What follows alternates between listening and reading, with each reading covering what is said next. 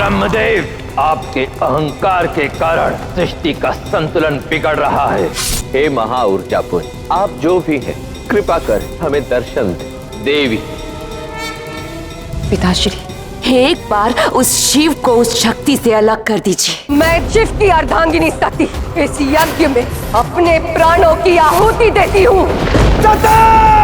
अब महादेव का रुद्र तांडव दक्ष के मृत्यु से ही संपन्न होगा। देवी, जो संसार के कण कण में व्याप्त है और हमारे मन में भी, पर वास्तविकता में कौन है देवी? इस कथा का आरंभ भी इसी अहंकार के प्रारंभ से हुआ, जो ब्रह्मदेव के 5वें शीश के रूप में उभर रहा था। ब्रह्मदेव की जय! ब्रह्मदेव की जय! क्या हुआ पिताश्री? आप प्रसन्न दिखाई नहीं दे रहे। क्या हमसे आपके सम्मान में कोई त्रुटि हुई है? त्रुटि मेरे सम्मान में नहीं रही दक्ष, त्रुटि रही है उस निर्वाण में।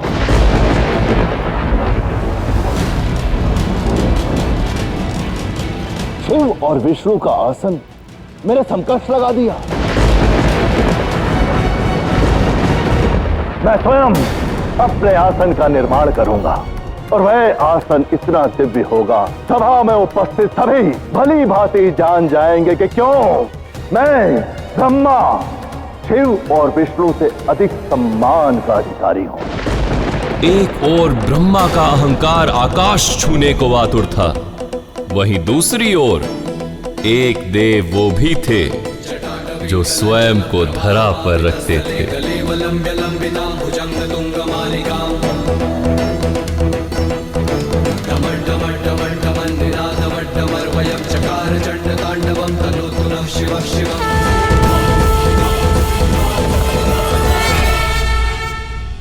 मैं आपको सारे संसार में खोज रहा हूं और आप यहां भस्म से खेल रहे हैं।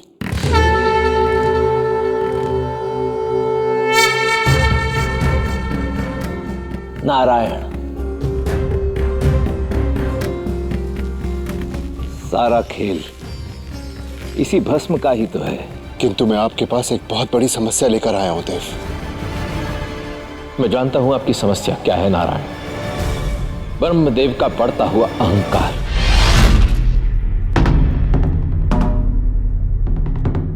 ब्रह्माय नमः। ब्रह्माय। रुक जाइए प्रजापति दक्ष।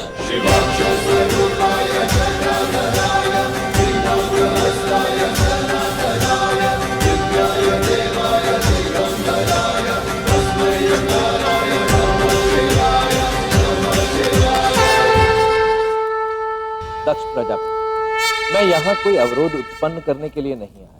मैं तो आपके मंगल की कामना से आया हूं। परंतु ये यज्ञ सफल हो, इसके लिए इस यज्ञ वेदी पर किसी और का होना भी अनिवार्य है। आपका संकेत किस ओर है? मेरा संकेत उसकी ओर जो इस यज्ञ को उचित दिशा प्रदान करे। महारानी प्रसूति।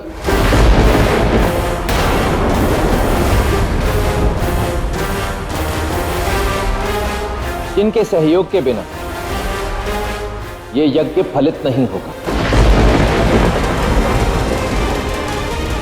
क्षमा चाहता हूं देव।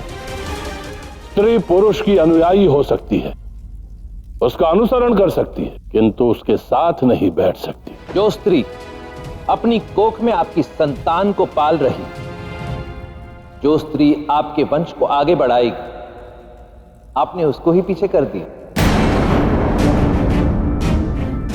और आप ब्रह्मदेव, आप तो सर्वज्ञानी, स्वयं रचयिता हैं, तो फिर किसी अन्य रचयिता के साथ ऐसा व्यवहार कैसे सहन कर सकते हैं आप? अब एक सन्यासी मेरे समकक्ष एक स्त्री को खड़ा करेगा।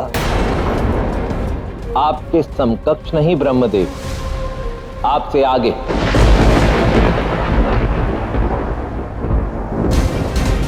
नारी अपने आप में ही एक त्रिमूर्ति है। नारी संतान को जन्म देती है, उसका पालन पोषण भी करती है और उसके भीतर जन्म ले रहे कुसंस्कारों का नाश भी करती है। सत्य तो यह है ब्रह्मदेव कि पुरुष नारी को अपने से पीछे इसलिए रखता है ताकि अपनी दुर्बलता को छिपा सके।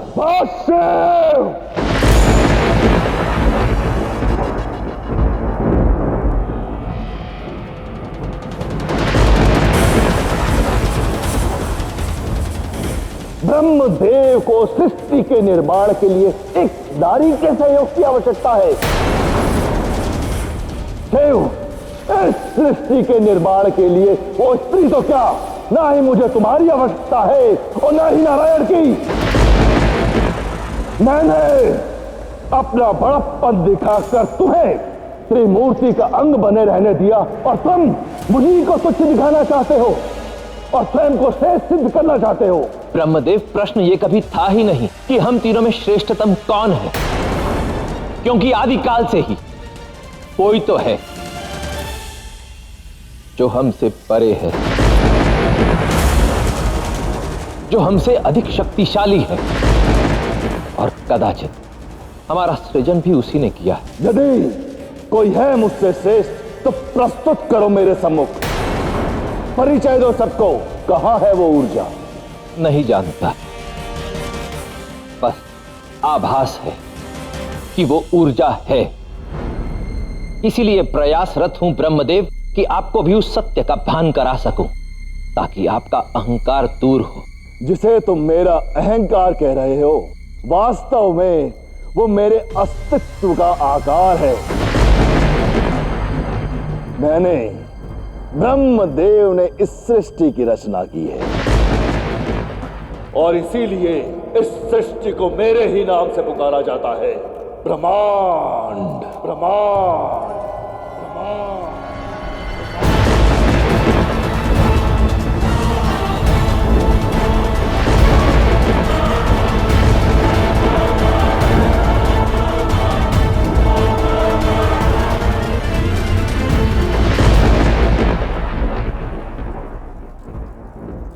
ये मेरा पंचम शीश प्रतीक है मेरे सर्वश्रेष्ठ होने का।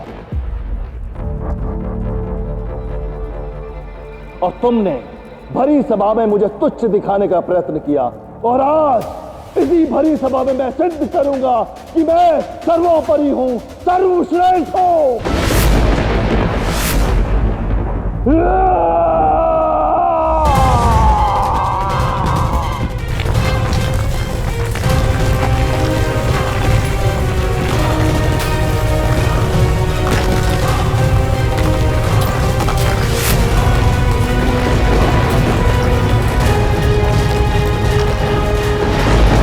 ब्रह्मदेव, आपके अहंकार के कारण सृष्टि का संतुलन बिगड़ रहा है और जब भी कोई पाप या दुष्कर्म अपनी सीमा लांघकर सृष्टि को संकट में डालता है तो मैं शिव अपना संहारक अवतार ले लेता हूं।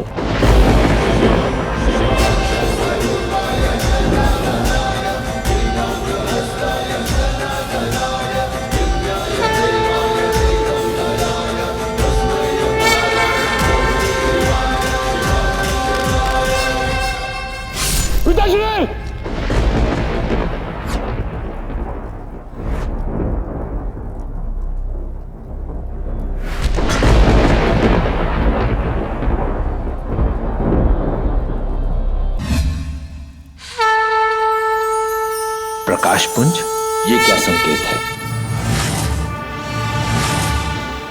ये कैसा प्रकाशपुंज है? ये उसी महा ऊर्जा की छाया है, हिरण्यगर्भ, जहां से हम सब जन्मे हैं।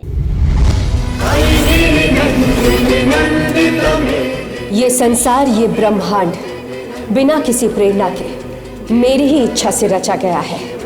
सभी शक्तियां मुझ में समाई है, सबका अस्तित्व मुझसे है, मेरी इच्छा से है। आप कौन हैं देवी? मैं वो हूं जिसने जीवन को जन्म दिया है। इस ब्रह्मांड का जन्म मेरे ही हिरण्यगर्भ से हुआ है। मैं ही वो शक्ति हूं जिसने आप तीनों को उत्पन्न किया है। देवी, आदि पराशक्ति। आप तीनों का उद्भव मेरे द्वारा रचित सृष्टि के देख रेख के लिए हुआ है। मैंने ही आप तीनों को आपके उत्तरदायित्व सौंपे। ब्रह्मा को रचयिता का, विष्णु को संचालन का और शिव को पुनर्निर्माण के निमित्त नाश का।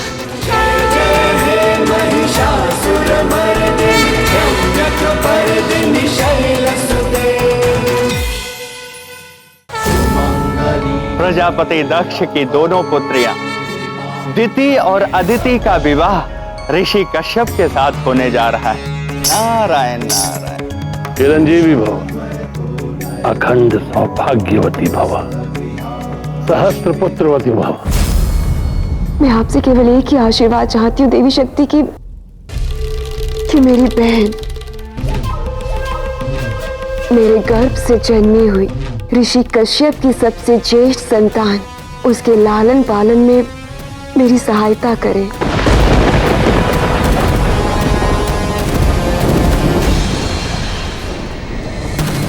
आज मेरे शब्द देवी को भी परास्त कर देंगे, क्योंकि केवल एक ही स्त्री ऋषि कश्यप से जन्मी पहली संतति को जन्म दे सकती है, और देवी के आशीर्वाद के कारण वो सौभाग्य मेरा होगा। मेरी संतान ज्येष्ठ होगी, मैं होंगी ज्येष्ठा, ना अदिति ना कोई और। तुम्हारे मांगे हुए वरदान का एक एक शब्द सत्य होगा दिति। धन्यवाद देवी। आप नहीं जानते कि आपने मेरे लिए क्या किया है। परंतु अभी मेरी बात समाप्त नहीं हुई है। इस विवाह से पूर्व तुमने अदिति का अधिकार छीना,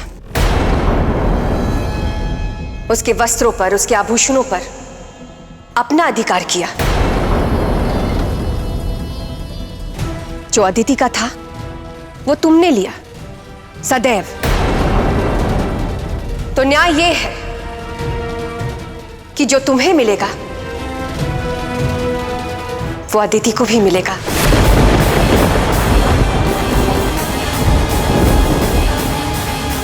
तथास्तु।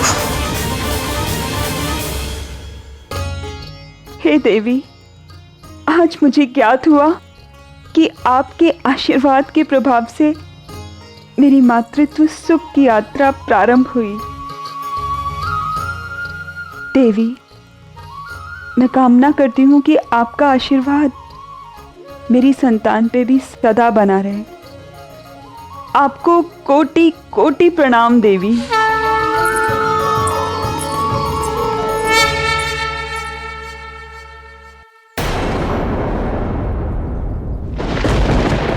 देवी, आपने मुझे और अदिति को दोनों को सम्मिलित वर दिया था कि आपके आशीष से हम दोनों बहनें मातृत्व का सुख पाएंगी। मेरी बहन अदिति तो गर्भ से है, फिर मुझसे ऐसी कौन सी भूल हो गई जो आपका वरदान मेरे गर्भ में फलित ना हुआ। मेरे आशीर्वाद का फल तुम दोनों की मनस्थिति पर निर्भर करता था। अदिति ने गर्भ धारण इसलिए किया क्योंकि वो मातृत्व सुख को शुभ भाव से धारण करने के योग्य बन चुकी थी, और यदि तुम इस भाव को पालोगी तो तुम्हारा वरदान भी फलेगा। माता बनना हर स्त्री का अधिकार होता है। यदि तुम मातृत्व के लिए सब कुछ त्याग कर सकती हो तो मैं तुम्हारी सहायता और तुम्हारा मार्गदर्शन अवश्य करूंगा।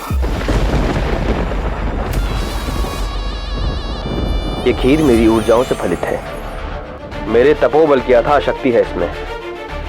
इसे ग्रहण करने के पश्चात तुम्हारी कोख में हमारे संतान का सृजन आरंभ होगा।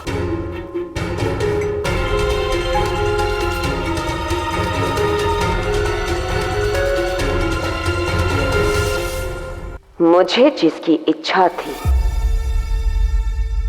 वो प्रसाद मुझे मिल ही गया है।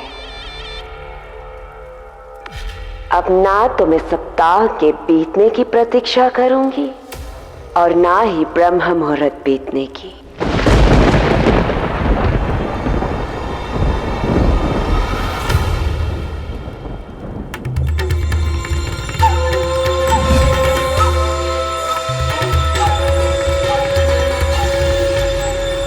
समय आ गया है कि संसार दिति और अदिति के संतानों का स्वागत करे।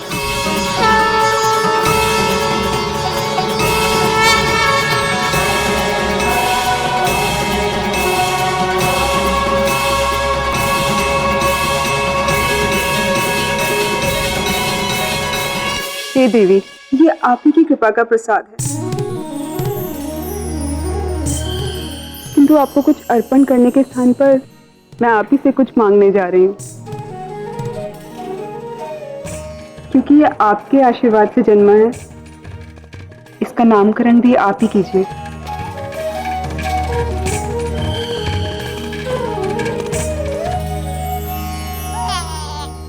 ये तुम्हारा अंश है अदिति, इसीलिए ये कहलाएंगे आदित्य। देवता कहकर संसार सम्मान से इनके आगे झुकेगा, और ये बालक जो दिव्य तेज और प्रकाश का प्रतिरूप है, ये कहलाएगा सूर्य। ये बलशाली इंद्र कहलाएंगे जो वर्षा के देव होंगे। ये कहलाएंगे वरुण, जिनका जल पर अधिकार होगा। मेरा और अदिति का रक्त एक ही है,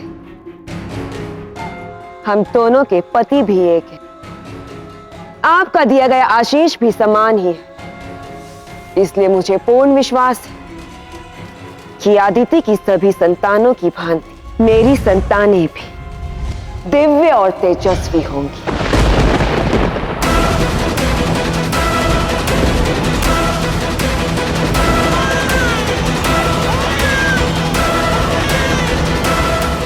असंभव!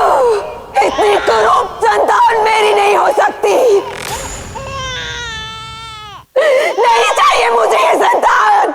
दिति के संतान होने के नाते इन बालकों को संसार दैत्य कहकर पुकारेगा। अदिति के सुर और दिति के असुर।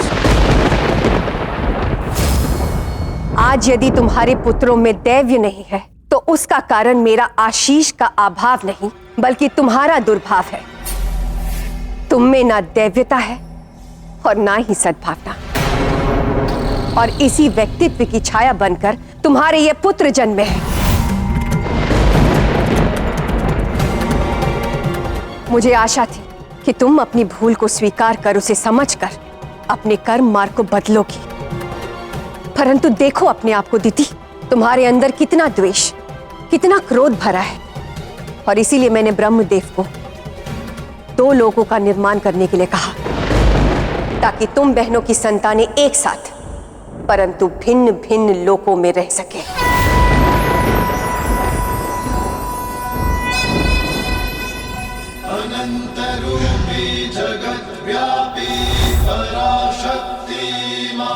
जो स्वा की दिव्यता से परिपूर्ण होगा उसे स्वर्ग लोक कहा जाएगा।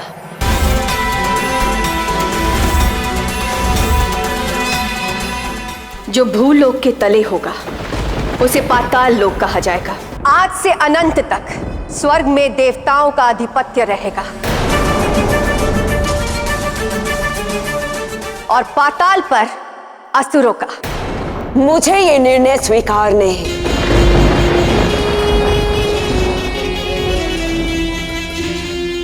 मुझे आशीर्वाद देने के बाद भी आपने मेरी बहन से पहले मेरे मां बनने का अधिकार मुझसे छीना। मुझे इतनी कुरूप संतान देकर मेरे मातृत्व का उपहास किया। इतना ही नहीं, अब आप मेरे परिवार को एक ऐसे लोग भेज रही है जिसका स्थान सदैव सदैव लोगों की पदुक्काओं के नीचे रहेगा। अब बस आपने मेरी भक्ति का मान नहीं रखा, अब मैं आपकी शक्ति का मान नहीं रखूंगी। मैं दैत्य माता दिति इस भरी सभा के सामने आपको चुनौती देती हूं। जब तक मेरे पुत्र स्वर्ग पर अपना आधिपत्य स्थापित कर मेरा खोया हुआ सम्मान पुनः प्राप्त नहीं कर लेते, तब तक मैं संतोष नहीं साधूंगी। और ये मेरी चुनौती भी है और मेरा प्रण भी।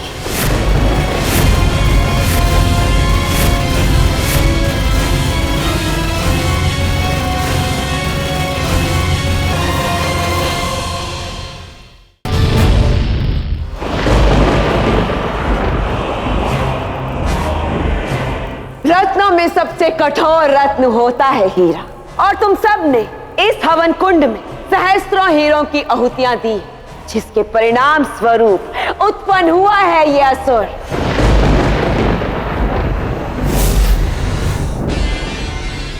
जिसका शरीर कठोर है,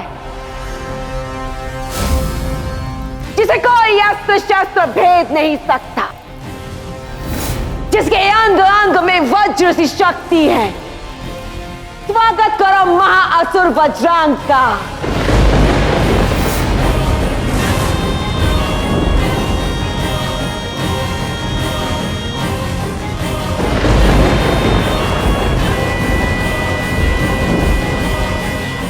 तुम्हारा जन्म केवल एक ही उद्देश्य की पूर्ति के लिए हुआ है पुत्र। तुम्हें अपने इन भाइयों का नेतृत्व कर स्वर्ग को अपने अधीन करना है।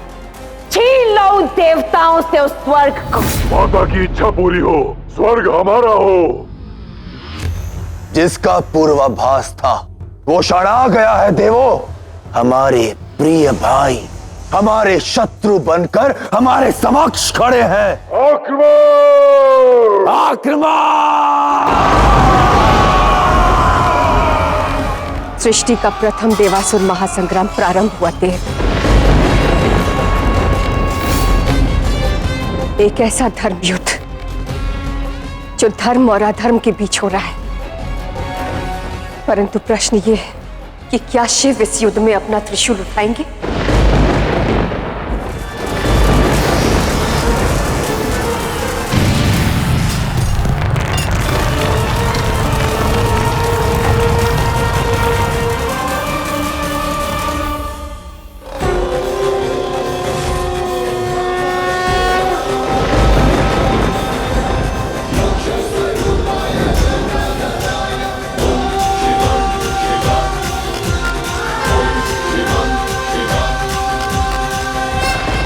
पिताश्री, एक बार उस शिव को उस शक्ति से अलग कर दीजिए।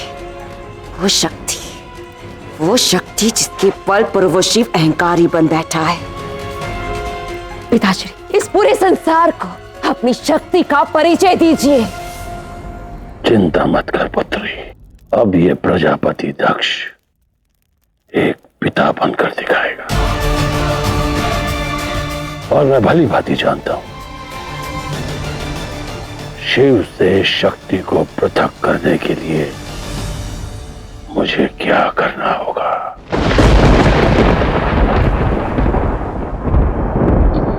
समय निकट आ गया है शिव और शक्ति के अलग होने का। प्रजापति दक्ष आपका आवाहन करता है देवी, दर्शन दीजिए। मैं आपसे एक वचन चाहता हूं, और वो वचन ये है कि संपूर्ण सृष्टि में आपकी और मेरे अतिरिक्त इस बात की जानकारी किसी को भी नहीं होनी चाहिए कि मैंने आपसे क्या वरदान मांगा है, स्वयं शिव को भी नहीं।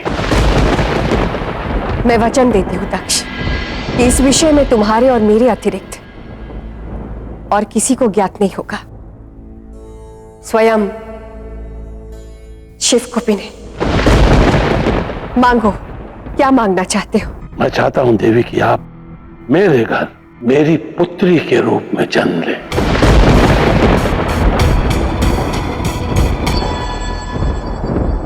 तथास्तु। मुझे जाना होगा देव, भक्त की पुकार है। हम पुनः मिलेंगे देव, यही हमारी नियति है।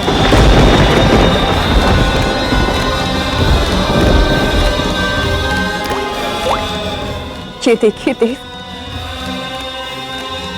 मैं अपनी स्मृति और अपनी शक्ति साथ लेकर जा रही हूं। आपके अश्रु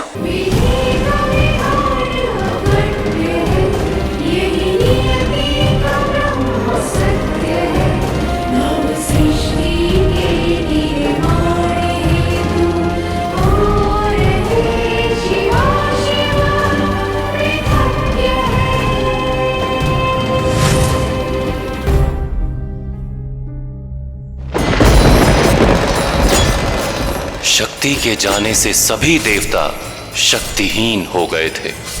एक ओर संसार के संहारक शिव ने स्वयं को संसारिकता से अलग कर दिया है और वैराग्य को अपना लिया है,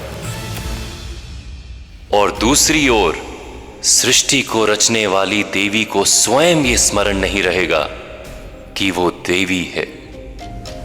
हम अपनी पुत्री का क्या नाम रखेंगे आर्य? हम अपनी पुत्री का नाम सती रखेंगे, क्योंकि हमारी पुत्री भी तो देवी समान ही है ना?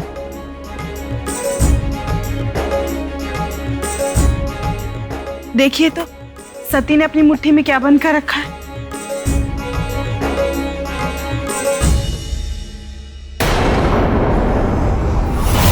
ये शिव मेरे साथ खेल खेल रहा है। हमारी पुत्री के हाथ अपना ये प्रतीक रुद्राक्ष भेजकर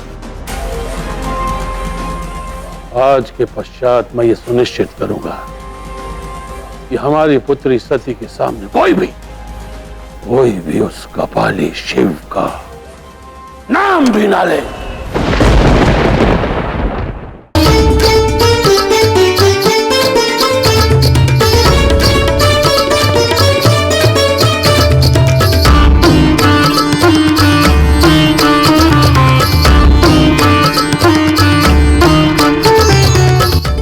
दर्शन करने के लिए बहुत बहुत धन्यवाद देवी। अब मैं उस मार्ग की रचना करूंगा जो शिव को सती तक पहुंचाएगा। अद्भुत! आज तुमने अपनी इस नृत्य कला से इस उत्सव की शोभा और बढ़ा दी है। वसंत पंचमी के इस शुभ अवसर पर मैं प्रजापति दक्ष अपनी पुत्री सती के स्वयंवर की घोषणा करता हूं।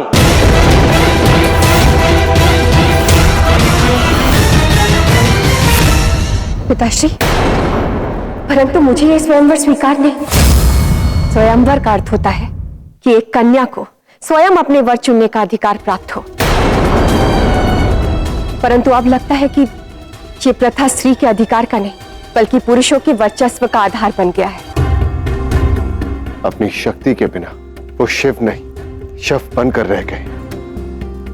शिव को वैराग्य से निकालने के लिए हमें उनके मन में भाव जागृत करने होंगे जो केवल देवी सती ही कर सकती है। क्या चल रहा है आपके मन में? कुमारी सती, आपके पिता परम विद्वान हैं। उन्होंने उचित कहा, भावनाएं मनुष्य को दुर्बल बना देती हैं। प्रणाम ऋषिवर।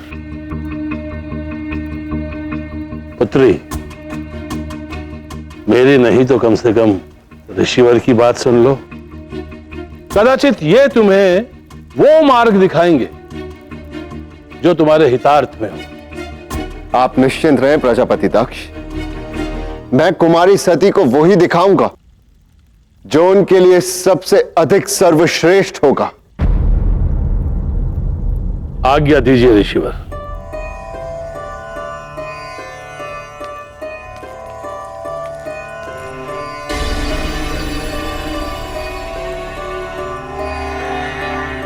आपने किस आधार पर यह कहा कि व्यक्ति की भावनाएं दुर्बल होती हैं? अपने आराध्य के आधार पर।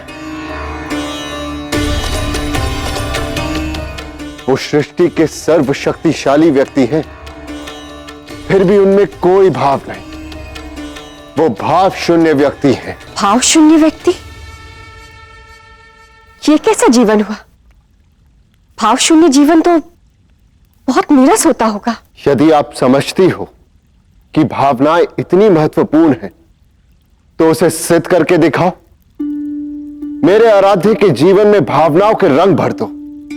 यदि ऐसा कर दिया तो मैं स्वीकार कर लूंगा कि आपका विचार उचित है और मेरी सोच अनुचित। ठीक है, मैं सिद्ध कर दूंगी। कहां है आपके आराध्य? मैं उनसे मिलना चाहूंगी।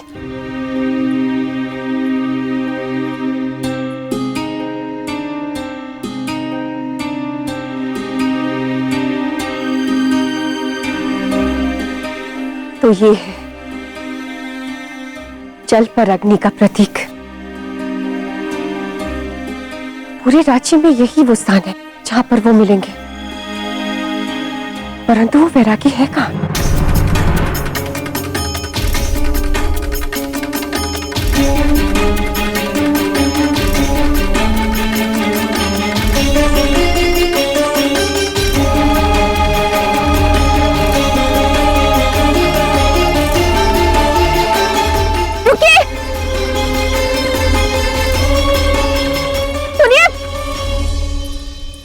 मुझे ये ज्ञात नहीं कि आपने वैराग्य क्यों चुना है, परंतु जिस कारण आप वैराग्य के पथ पर अग्रसर हुए हैं, आपको उसकी सौगंध। रुक जाइए।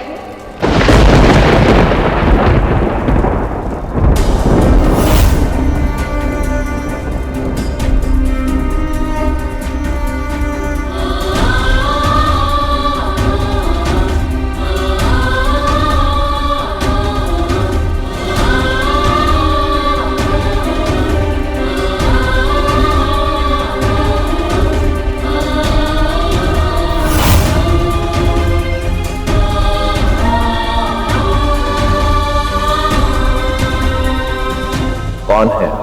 कौन है? कौन है? कौन है? मेरे परिचय के प्रश्न से बड़ा प्रश्न आपके अस्तित्व का है।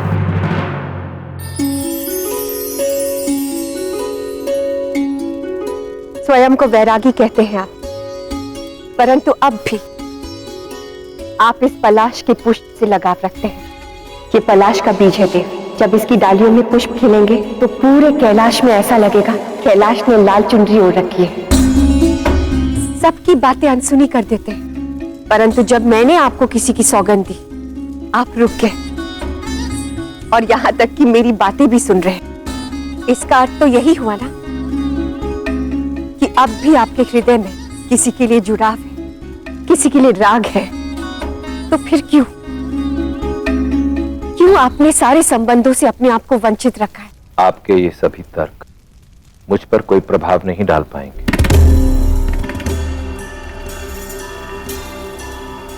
संसार में किसी का भी जीवन प्रेम विहीन नहीं होता।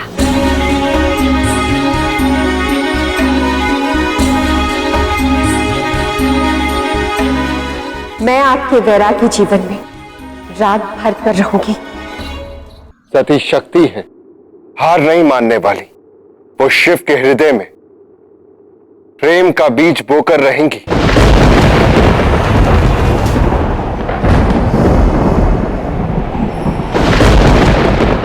ये कैसा भयानक वातावरण है। ऐसा लग रहा है जैसे किसी संकट का संकेत है। हम एक साथ इतनी सारी चिताएं कैसे जलाएंगे?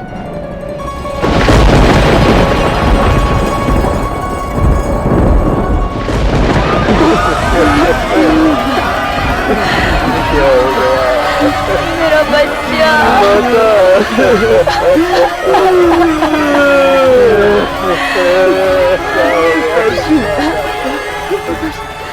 भद्र, ऐसे भयानक वातावरण में इन सबका अंतिम संस्कार कैसे होगा?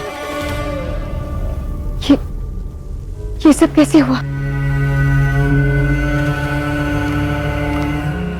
बड़ी विपदा है कुमारी। प्रतीत होता है जैसे प्रलय आने को। प्रकृति हमसे रूठ गई है। खेत खलियान पशु पक्षी स्वयं नष्ट हो रहे हैं। नदियां सरोवर दूषित हो रहे हैं। अब जल के बिना जीवन का अंत तो निश्चित ही है। ना खाने को अन्न है, ना पीने को जल।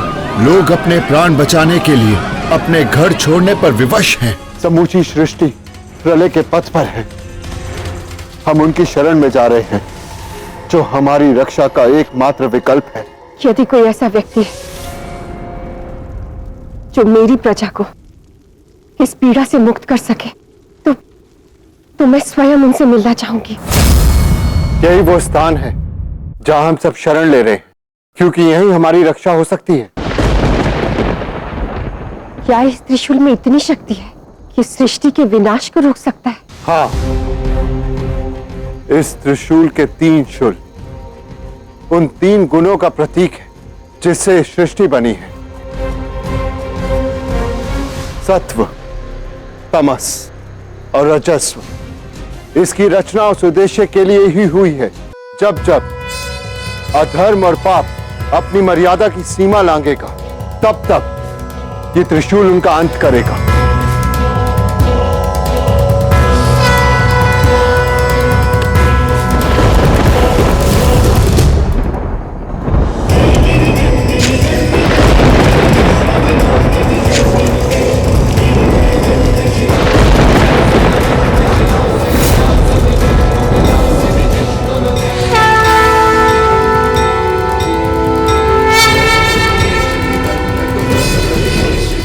जो सत्य है, सतत है, वो है सती।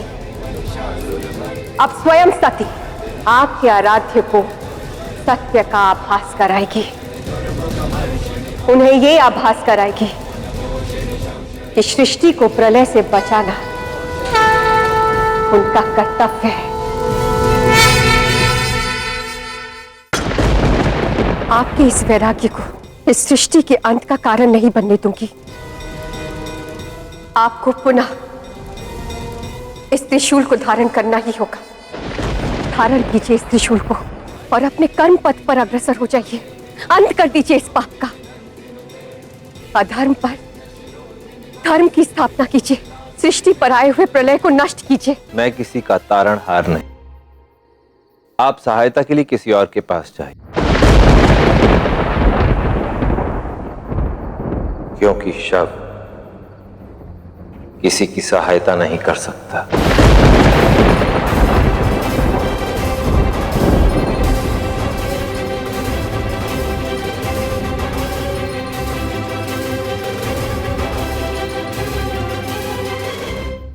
शिव,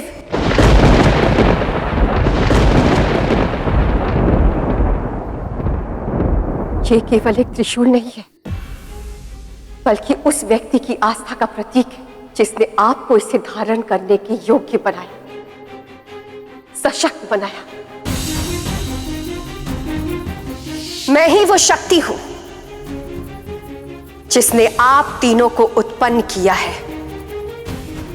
देवी आदि पराशक्ति उस राग का प्रतीक है जो अब भी कहीं ना कहीं आपके इस वैराग्य अंग में है। यदि आपके मन में कभी भी किसी के लिए भी कोई राग था, कोई भाव था, तो धारण कीजिए इस त्रिशूल को, क्योंकि वो कभी नहीं चाहेगा इस सृष्टि से आपके उद्देश्य और आपका कर्म विमुख हो जाए। उठाइए इस त्रिशूल को शिव। ओम शिवम शिवा।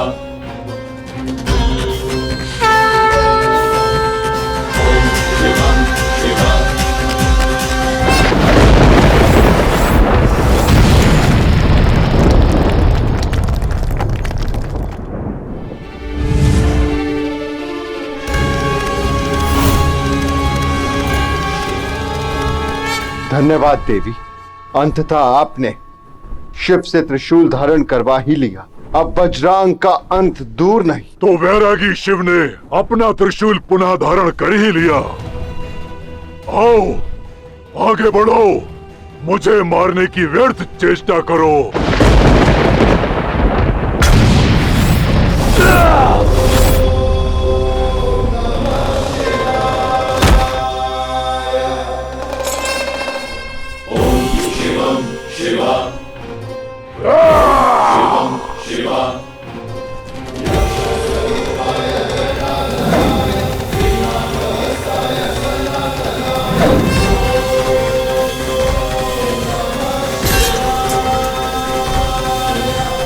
महादेव की महादेव की महादेव की।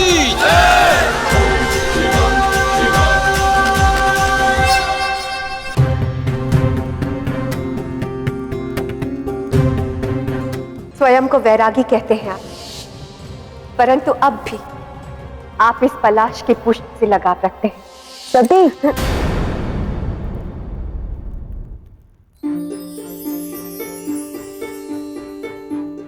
तुम्हें स्मरण है मैंने पिताश्री से क्या कहा था कि मैं अपना वर स्वयं चुनूंगी, और मुझे लगता है जैसे मुझे वो व्यक्ति मिल गया।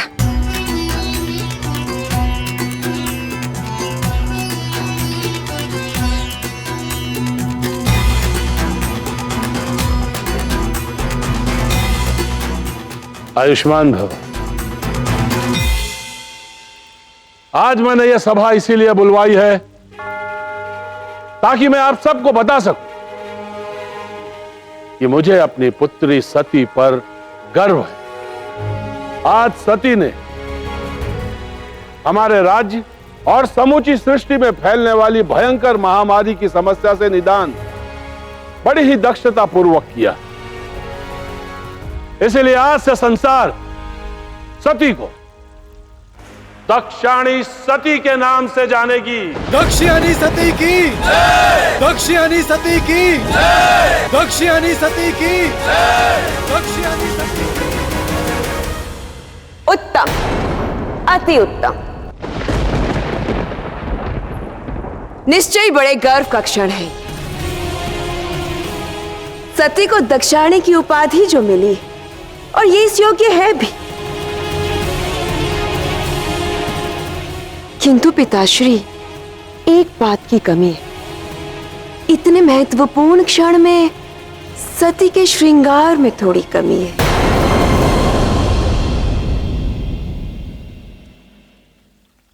ये लीजिए।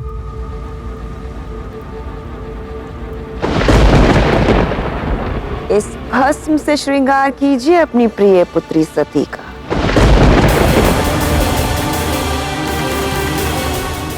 दीदी, व्यर्थ की बातें मत करो। यदि आपको मेरी बातें व्यर्थ प्रतीत हो रही हैं, तो आप स्वयं सती से पूछ लीजिए। पूछिए इससे कि आज ये महल से बाहर किससे मिली थी। सती, कौन था वो? शिव।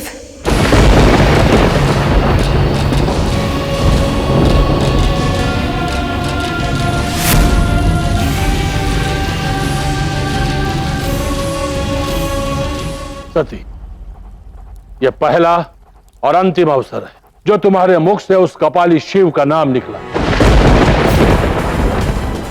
यदि तुम अपने पिता का सम्मान करती हो तो अब से ना उस शिव से कभी मिलोगी, ना ही उसका नाम कभी लोगी। परंतु पिताश्री,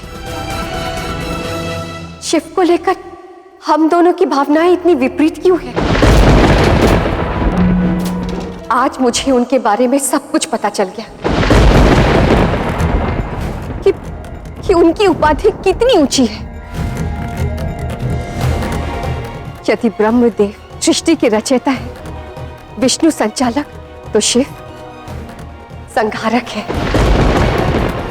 उन्हीं के कारण सृष्टि के सृजन का चक्र पूर्ण होता है। यहां तक कि उन्हीं की त्रिशूल ने सृष्टि को प्रलय से बचाया है।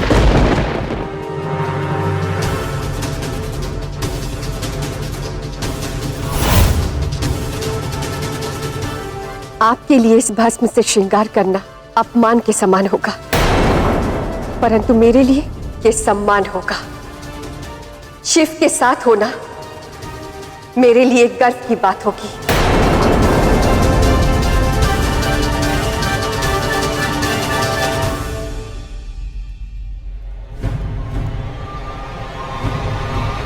सती!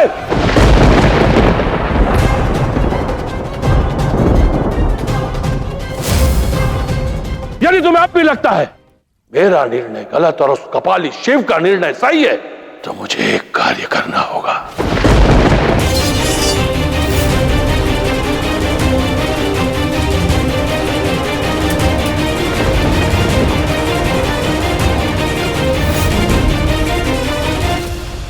ये लो तलवार और मेरा शीश काट दो। फिर तुम और वो शिव एक ही पाप के भागी बन जाओगे, क्योंकि उस शिव ने भी भरी सभा में तुम्हारे दादा श्री का पंचम शीश काटा था।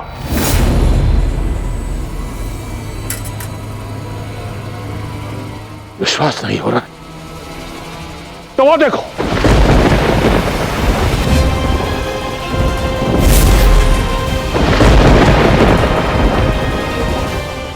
और जिस त्रिशूल को तुम सृष्टि का संरक्षक मानती हो, वही त्रिशूल सृष्टि के रचयिता के रक्त से रंजित।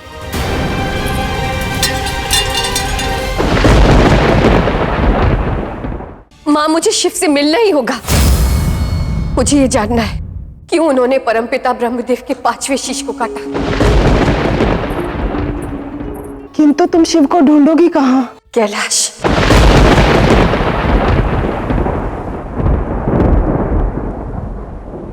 केवल धरती नहीं, संपूर्ण ब्रह्मांड में जाकर ढूंढो। कल सूर्योदय से पूर्व मुझे राजकुमारी सती यहाँ चाहिए, इस महल में। जो लोग सती को महल छोड़कर जाने से नहीं रोक पाए, आपको क्या लगता है वो उसे पुनः यहाँ ला पाएंगे? इस दायित्व का वहन मुझे करने दीजिए पिताश्री। वृतासुर, दैत्य माता दिति तुम्हारा आह्वान करती है।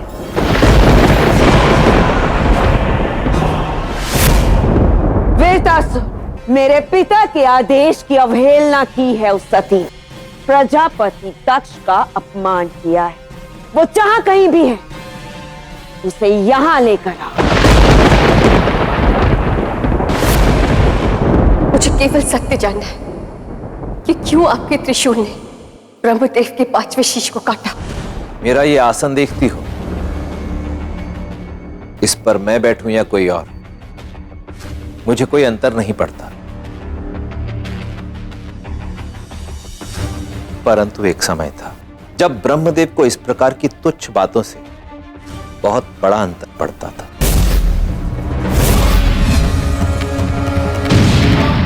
इस संपूर्ण सृष्टि की रचना मैंने की है, यहां तक कि शिव और विष्णु की रचना भी मैंने स्वयं ही की है। तो भला उन दोनों का आसन मेरे समकक्ष कैसे लगाया जा सकता है? तुमने मेरे सामर्थ्य की शक्ति को ललकारा है, अब मैं दिखाऊंगा कि ब्रह्मा क्या कर सकता है।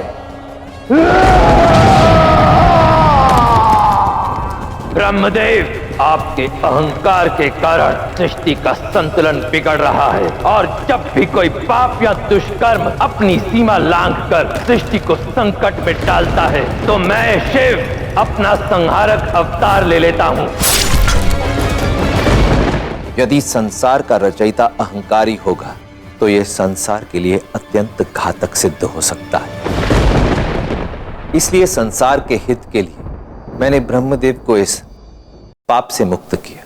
जब मैंने कैलाश के चौखट को लांघा था तो स्वयं को एक वचन दिया था कि जब भी मैं यहां से जाऊंगी या तो फिर कभी वापस लौटकर नहीं आऊंगी या फिर आपके प्रेम में स्वयं को समर्पित कर जाऊंगी।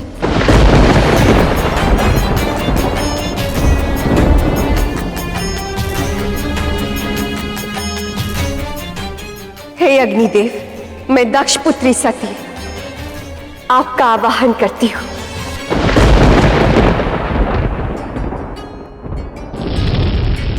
मैंने अपने पिताश्री से ये कहा था कि मैं अपना वर स्वयं चुनूंगी और आज दक्ष पुत्री सती अग्नि को साक्षी मानकर आपको अपना वर चुनती है। मैं आपकी भावनाओं का सम्मान करता हूं,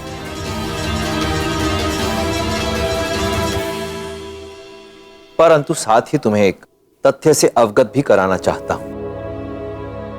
शिव के जीवन में केवल एक ही स्त्री का स्थान है, वो स्त्री जिसके बिना शिव अधूरा था, शिव की शक्ति, मेरी देवी।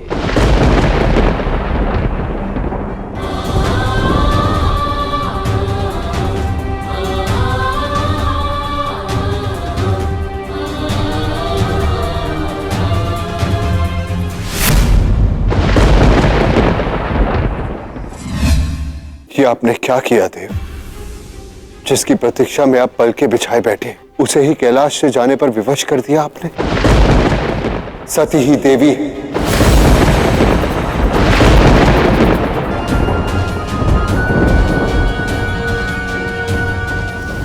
तो यहां हो तुम।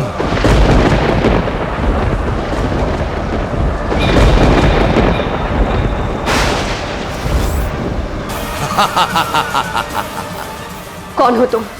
चले जाओ यहां से। चला जाऊंगा, किंतु तुम्हें अपने साथ ले जाने के बाद।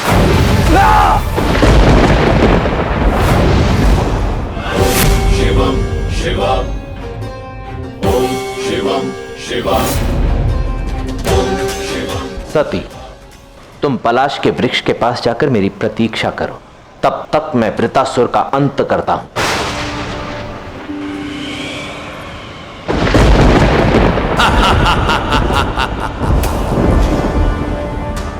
बंदी बना लो इसे।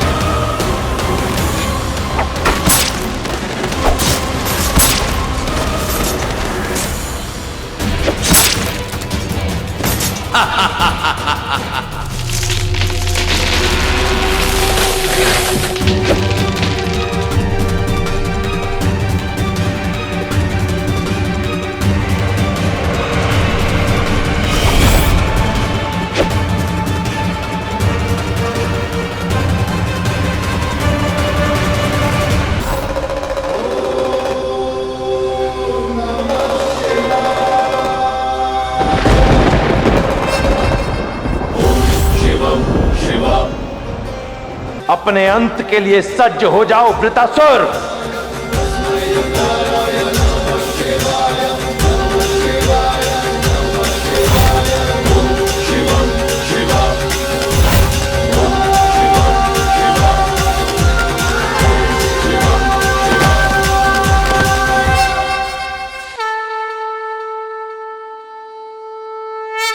आपने तो कहा था कि आपके जीवन में केवल एक ही स्त्री का स्थान है। आपकी शक्ति, आपकी देवी। मुझे ये त्रिशूल धारण करने की प्रेरणा तुम ही ने दी।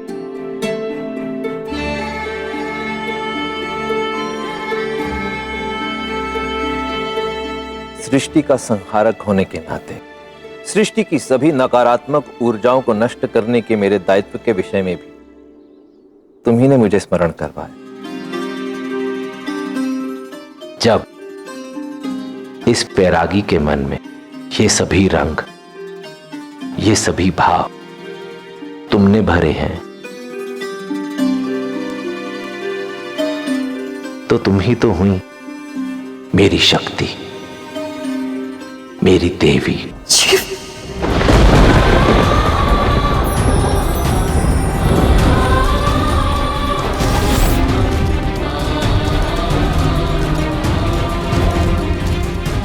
सती, मेरी शक्ति, मेरी देवी।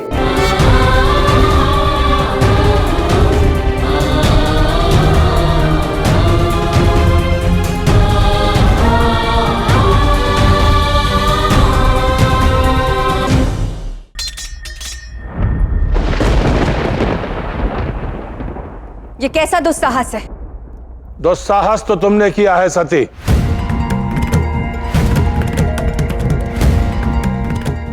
घर की इस चौखट को पार करते समय तुमने एक बार भी नहीं सोचा अपने पिता की इच्छा के विरुद्ध तुम उस कपाली शिव को मिलने चली गई। यदि तुम्हें इस चौखट को पार करके पुनः इस घर में प्रवेश करना है तो तुम्हें निर्णय करना होगा। आज से, इस क्षण से तुम्हें उस कपाली शिव को भूलना होगा। तुम्हें उस कपाली शिव से कोई संबंध नहीं रखना होगा। और यदि तुम उस कपाली शिव से संबंध रखना चाहती हो तो तुम्हें इस घर से, अपने माता पिता से और अपने परिवार से संबंध तोड़ना होगा।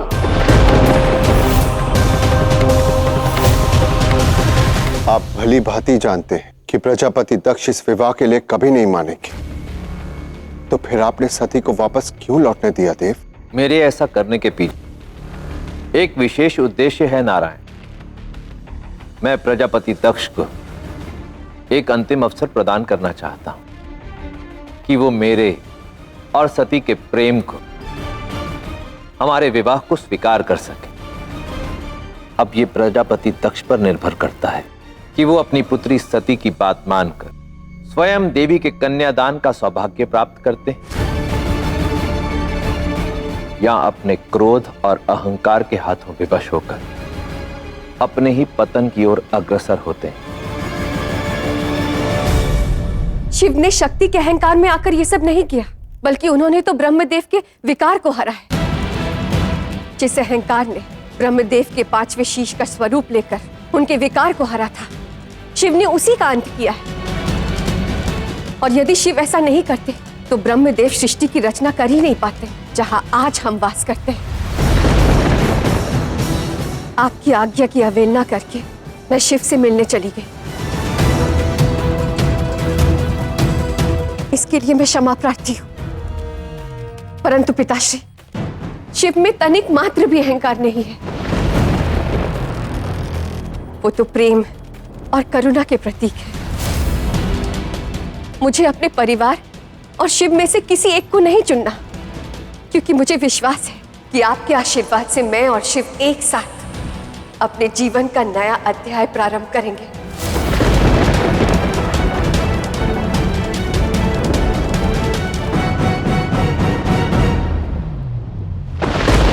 आने दो। वो कपाली शिव तुम्हें अपनी बातों से भ्रमित कर सकता है, किंतु मुझे नहीं। मैं शिव को, उसकी सत्यता को भली भांति जानता हूं और उसके प्रति मेरे विचार बदलने वाले नहीं हैं। आर्य, सती के पक्ष में मैं एक शब्द भी नहीं सुनना चाहता। सती के लिए मुझे जो निर्णय लेना था मैं ले चुका हूं।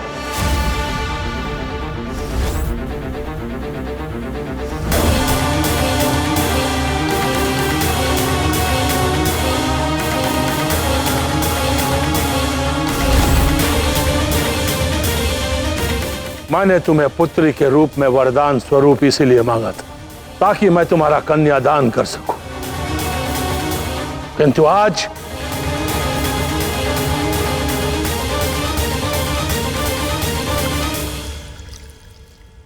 इस अग्नि के समक्ष मैं तुम्हारे नाम का तर्पण करता हूं।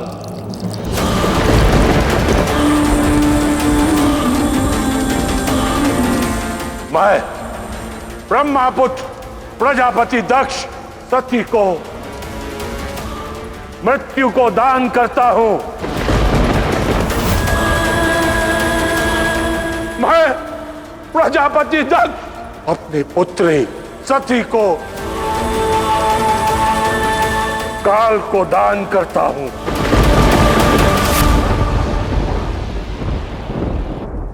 ग्रहण कीजिए।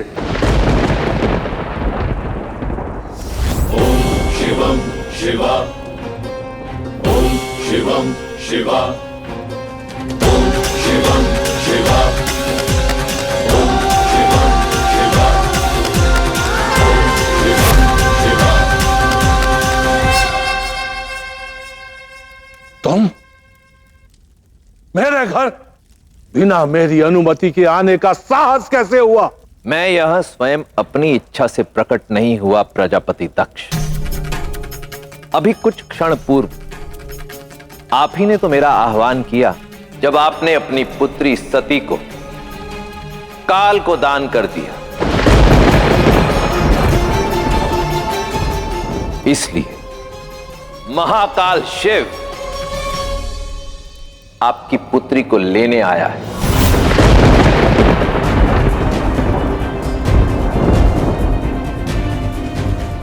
अपने साथ कैलाश ले जाने के लिए।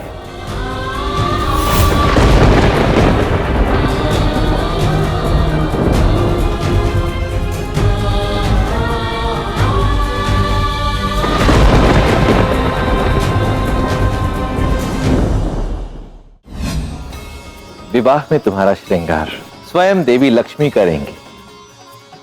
और इतना ही नहीं, कैलाश पर इस विवाह में सम्मिलित होने के लिए आने वाले सभी अतिथियों का स्वागत स्वयं देवी सरस्वती करेंगे।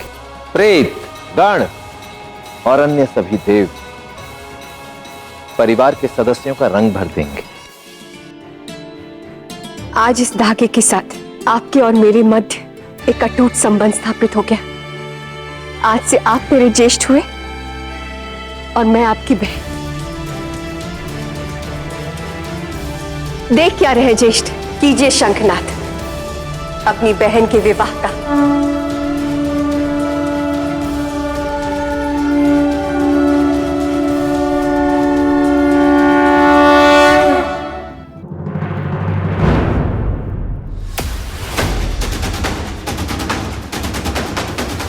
अपने पिता वज्रांग की इस अवस्था का प्रतिशोध लेने तुम्हें आना ही होगा। अस्त्रों का तारनहार बनना होगा तुम्हें। तारकासुर! तारकासुर!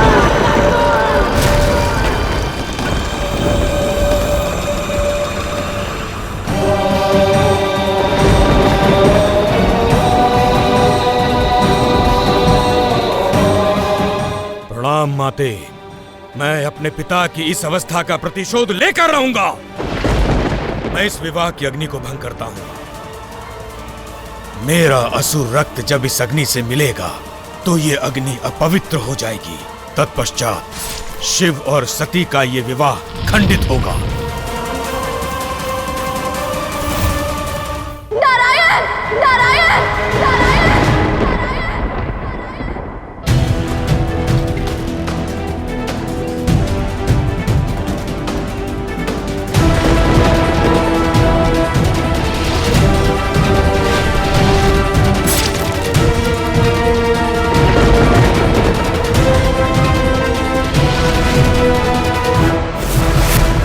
तारकासुर वो अन्य असुरों के साथ यहाँ देवताओं के वेश में आया था।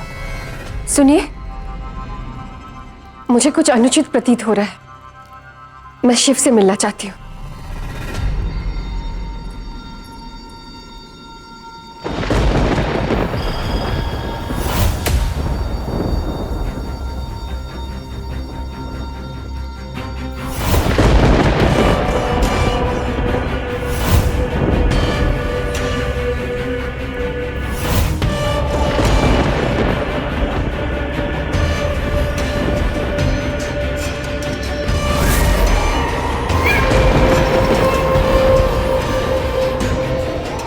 तुम शिव से मिलना चाहती हो ना?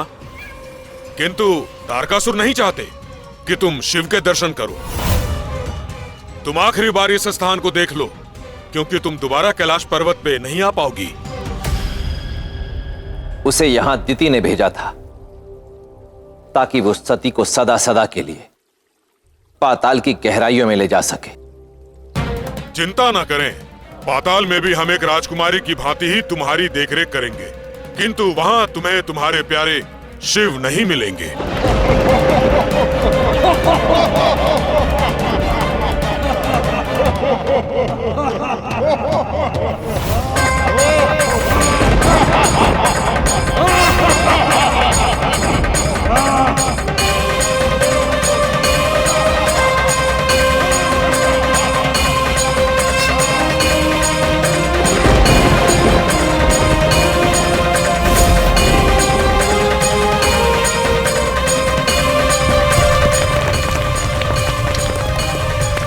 प्रतीत होता है शिव आ गया।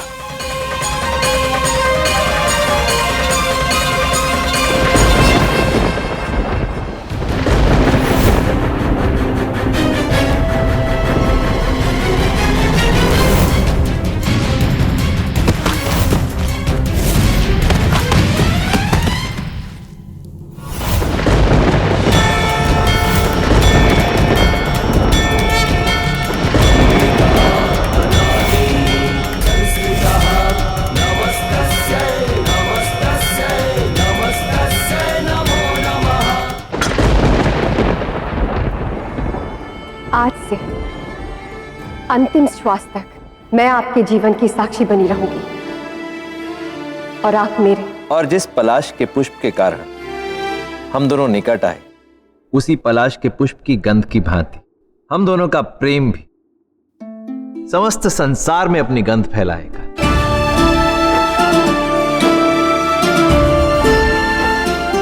आज से ये विवाह गंधर्व विवाह के नाम से जाना जाएगा।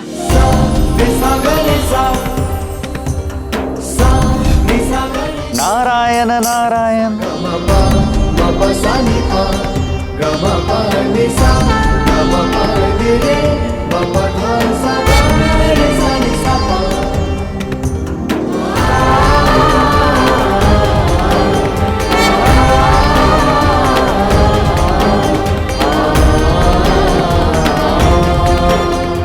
आज ये क्षण मेरे जीवन का अविस्मरणीय क्षण है।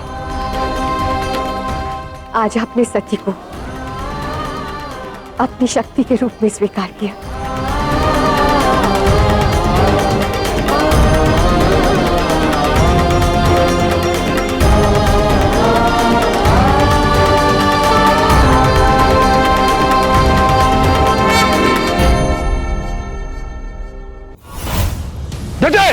ये सब करने का क्या अर्थ है? जिनकी पुत्री ने शमशान में वास करने वाले शिव से विवाह कर लिया है, उनके दरबार को भस्म भूषित कर रही। नहीं, मैं उस शिव और सती को अपने गौरव और गरिमा से खेलने नहीं दूंगा। मैं प्रजापति दक्ष एक भव्य यज्ञ का आयोजन करूंगा जिसमें सभी देवी देवताओं का स्थान होगा, किंतु मेरा अपमान करने वाला वो शिव और सती, उनका कोई स्थान नहीं होगा। देव, मैंने निश्चय कर लिया है, मुझे पिताश्री के यज्ञ में जाना ही होगा। पिताश्री ने इस यज्ञ में प्रत्येक देवताओं को आमंत्रित किया, परंतु आपको नहीं। इसीलिए आपकी अर्धांगिनी होने के नाते मेरा कर्तव्य बनता है कि मैं उस यज्ञ में जाकर आपकी उपस्थिति सुनिश्चित करूं और सबको ये बताऊं कि आप इस यज्ञ और सम्मान के लिए योग्य हैं। और यदि उन्होंने मेरा अपमान किया तो क्या तब तुम अपने मन को इतना कठोर कर पाओगी सती कि वहां जाकर अपने पति के विरुद्ध कहे गए कटु शब्दों को भी सुन सको? कदापि नहीं।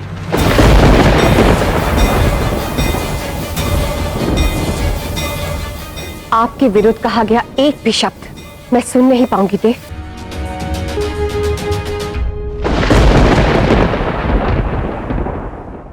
आपको मेरी सौगंध, आप मुझे यज्ञ में जाने से नहीं रोकेंगे और ना ही मेरे पास आएंगे जब तक सती स्वयं आपको ना पुकारे। आप वहां नहीं आएंगे। अब मैं समझा बिना निमंत्रण तुम यहां क्यों आई हो। जिस प्रकार यज्ञ संपन्न होने के पश्चात भिक्षुक हाथ फैलाकर भिक्षा मांगने आते हैं, ठीक उसी प्रकार तुम यहां आई हो इस आशा में कि प्रजापति दक्ष दान स्वरूप उस कपाली शिव को वही मान सम्मान दे दें जो यहां उपस्थित सभी देवी देवताओं को मिल रहा है।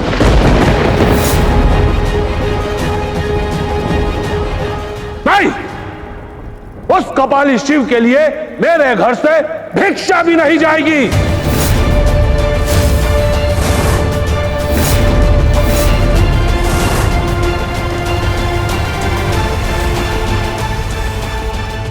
एक पिता ने अपनी पुत्री पर और एक प्रजापति ने शिव पर लालचन लगाया है। इसीलिए सती इन सब का उत्तर दिए बिना इस यज्ञ से वापस नहीं जाएगी।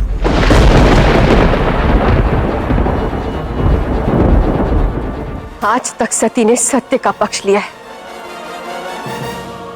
अपना घर छोड़कर कैलाश गई।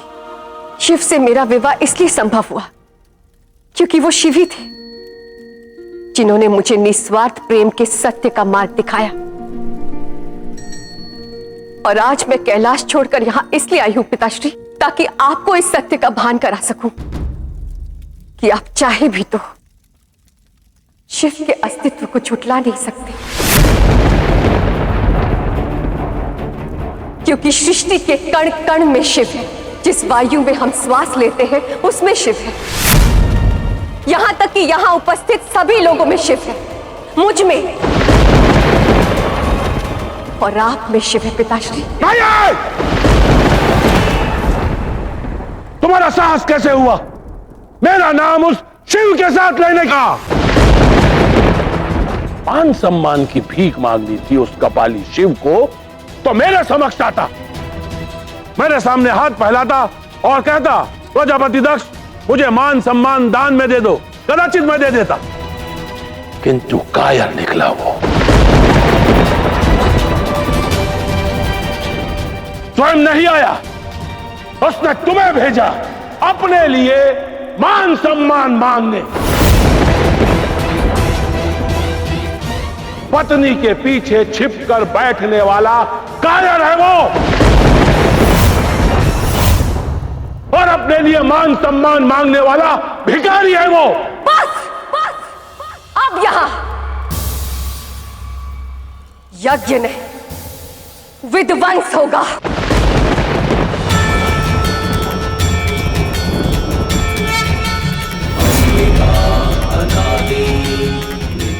मैं शिव को यह विश्वास दिलाकर आई थी कि उनकी महानता और उनकी योग्यता के अनुसार मैं इस यज्ञ में उनको सम्मान दिलवाऊंगी। जीते जी तो मैं आपको इस सत्य का भान नहीं करवा पाई, परंतु मेरा अंत उस सत्य के मार्ग को प्रकाशित करेगा जहां पर आप स्वयं शिव को देखेंगे।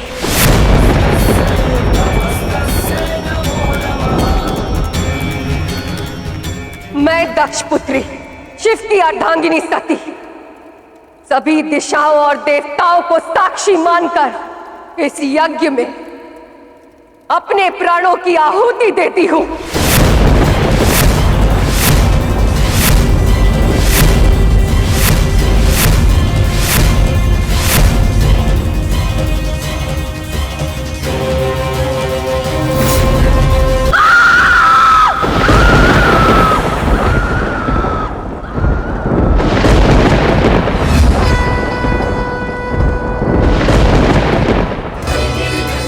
एक भक्त बनकर तुम मेरे पास कैलाश आए थे दक्ष, ये वरदान मांगे कि मैं तुम्हारी पुत्री के रूप में आऊं।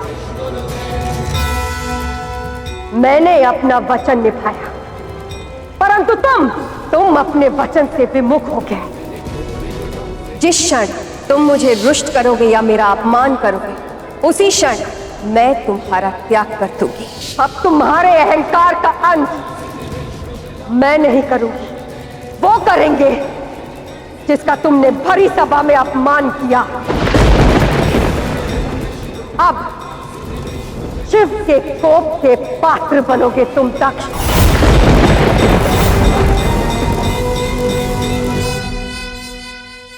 मेरे अर्धांग, मेरे शिव, आज जाकर मुझे अपने वास्तविक अस्तित्व का ज्ञान हुआ कि आपकी सती ही आपकी शक्ति है, आपकी देवी जो एक भक्त की पुकार से आपको छोड़कर चली गई थी और आज फिर से आपको छोड़कर जाना पड़ रहा है।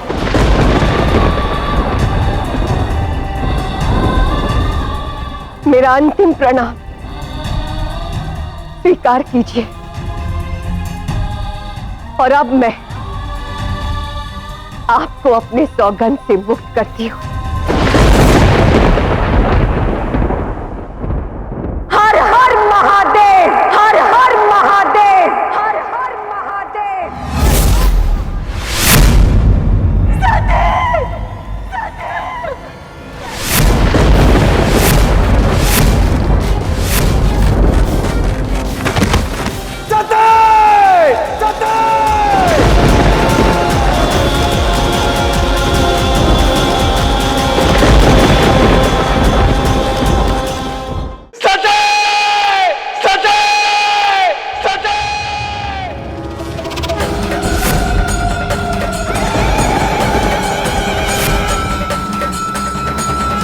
देवी,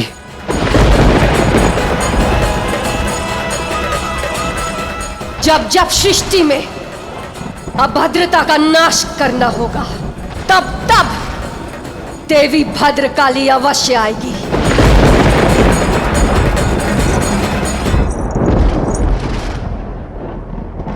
उठिए महादेव, ये समय सती के मृत्यु पर विलाप करने का नहीं, बल्कि अपने क्रोध को एक नई दिशा देने का है।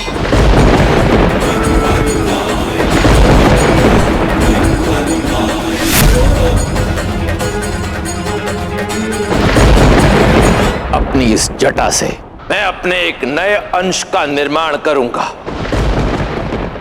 जो दक्ष को उसके पाप का उचित दंड देगा।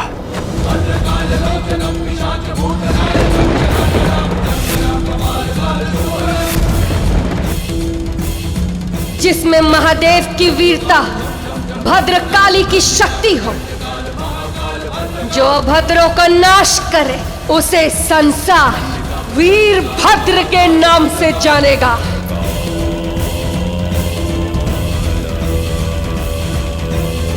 जाओ जाओ, जाकर उस दक्ष का विनाश कर दो। महादेव और देवी भद्रकाली की संयुक्त ऊर्जा का स्वरूप वीरभद्र प्रजापति दक्ष का अंत करने के लिए यहां आ रहे हैं।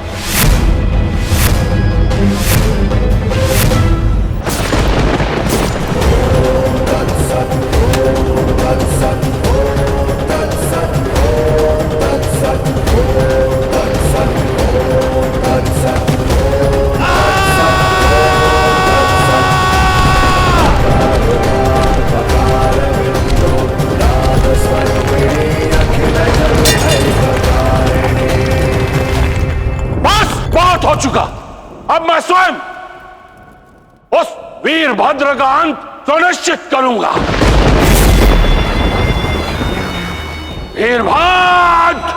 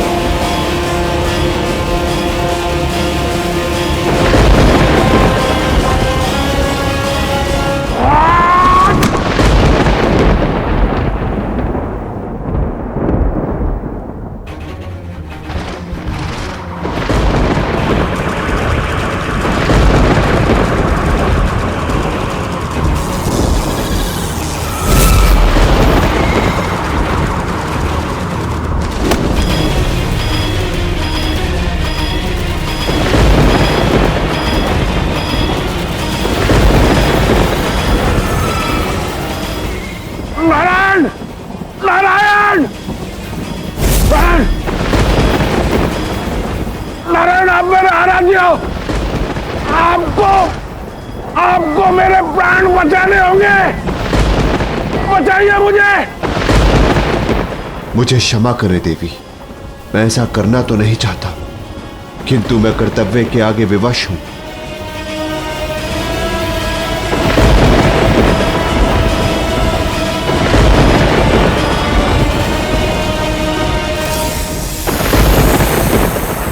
शेषनाग आपकी सेवा में प्रस्तुत है नारायण, आदेश दें। आदेश नहीं, अनुरोध है आपसे। वीरभद्र को अपने नागपाश के स्वरूप में बांध लीजिए।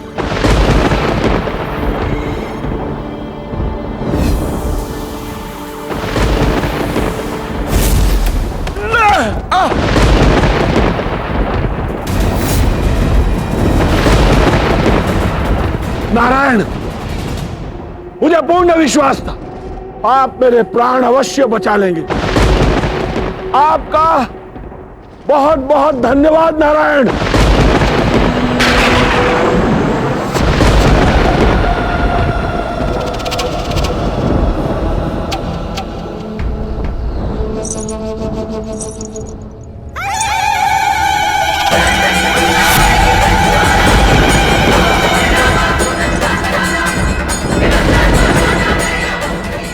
देवी भद्रकाली,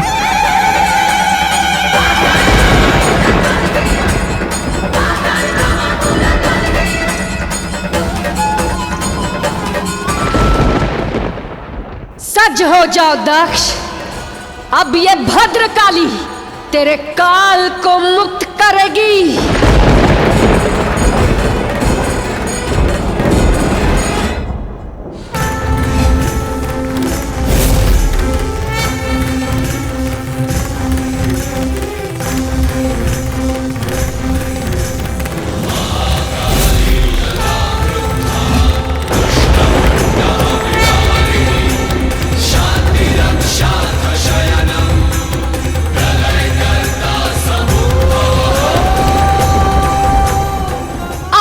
महादेव का रुद्र तांडव दक्ष के मृत्यु से ही संपन्न होगा।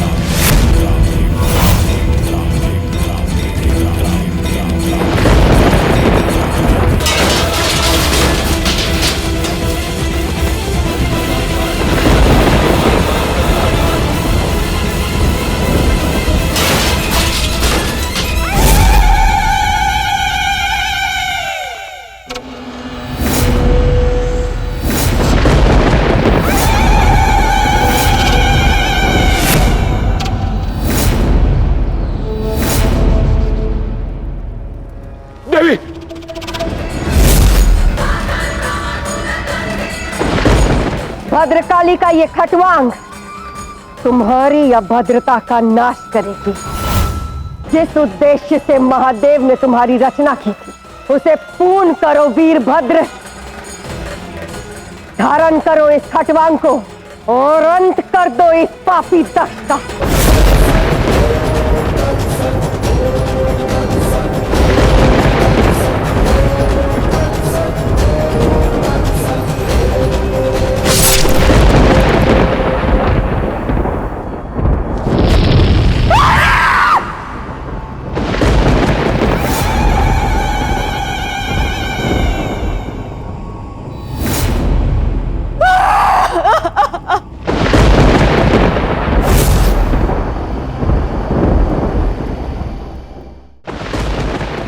मैं जानती हूँ कि मेरे पति का अपराध क्षमा योग्य नहीं था, वो दंड के भागी थे।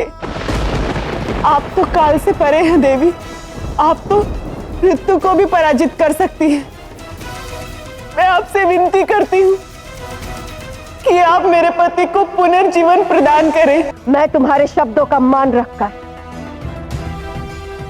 दक्ष को एक नया जीवन देती हूँ। दर्शन दीजिए महादेव, अब आप ही हैं जो इस अध्याय का अंत कर सकते हैं।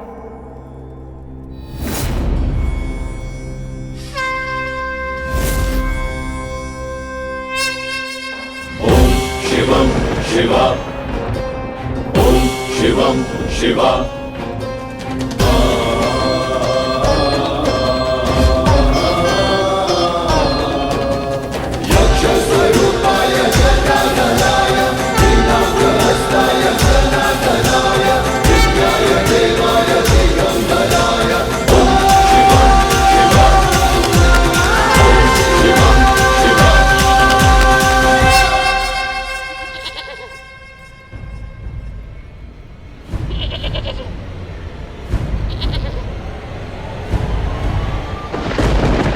ये क्या?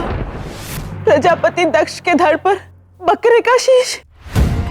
प्रजापति दक्ष को एक बकरे का शीश देने के पीछे महादेव का एक विशेष कारण था। उन्होंने इस जीव को इसलिए चुना क्योंकि बकरा सदैव मैं करता है और प्रजापति दक्ष का अहंकार इतना बढ़ चुका था कि उनके मुख पर मैं के अतिरिक्त और कोई स्वर नहीं था। और इसी के साथ संसार सदैव यह स्मरण रखेगा कि कैसे अपने अहंकार के आगे कुछ न देख पाने के कारण प्रजापति दक्ष ने अपना शीश खोकर एक बकरे का शीश प्राप्त किया। इतना ही नहीं, अपने उसी अहंकार के कारण अपनी पुत्री को भी खो दिया जो साक्षात देवी का स्वरूप थी।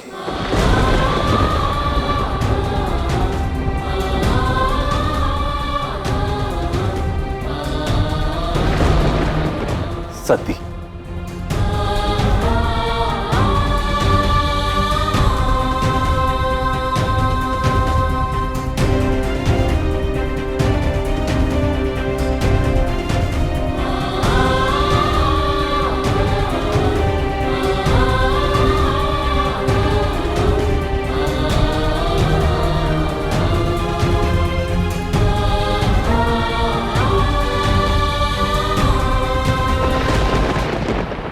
कौन जानता था शिव और सती की सुखद यात्रा का अंत इतना दुखद और भावभय होगा।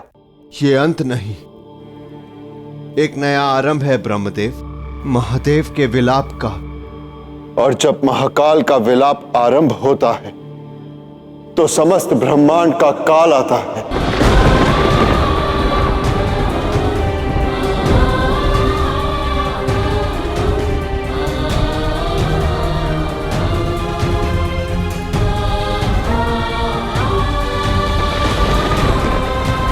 मेरे आराध्य अत्यधिक पीड़ा में है देवी, और मैं उन्हें इस पीड़ा से मुक्त कराना चाहता हूं। मैं नहीं जानता कि इस विलाप का अंत कैसे होगा, किंतु मैं इतना भली भांति जानता हूं कि आपने मुझे अनंत काल तक अपना ज्येष्ठ मानने का वचन दिया है। आज आपका यह ज्येष्ठ आपका आवाहन करता है देवी, मुक्त कीजिए मेरे आराध्य को इस पीड़ा से।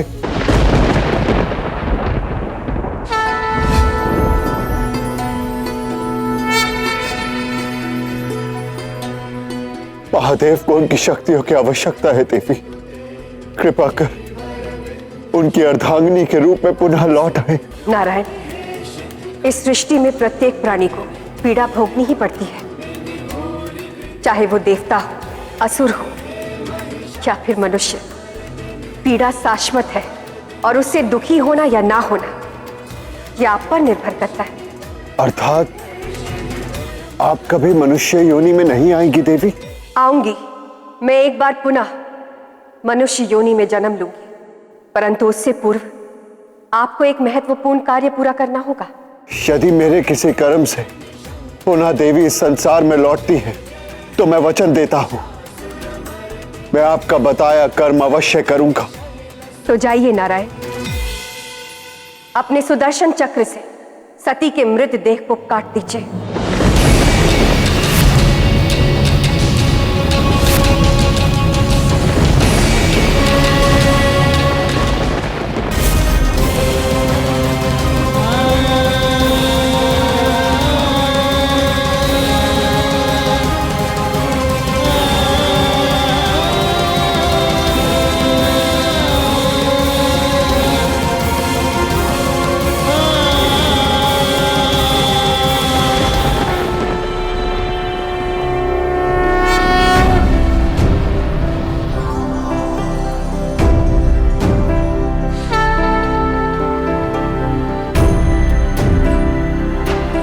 नैनम चिंदांती शस्त्राणी, सती का शरीर भले ही मृत है परंतु उसकी आत्मा सतत और शाश्वत, और कोई भी शस्त्र उसकी आत्मा को टुकड़ों में नहीं कर सकता।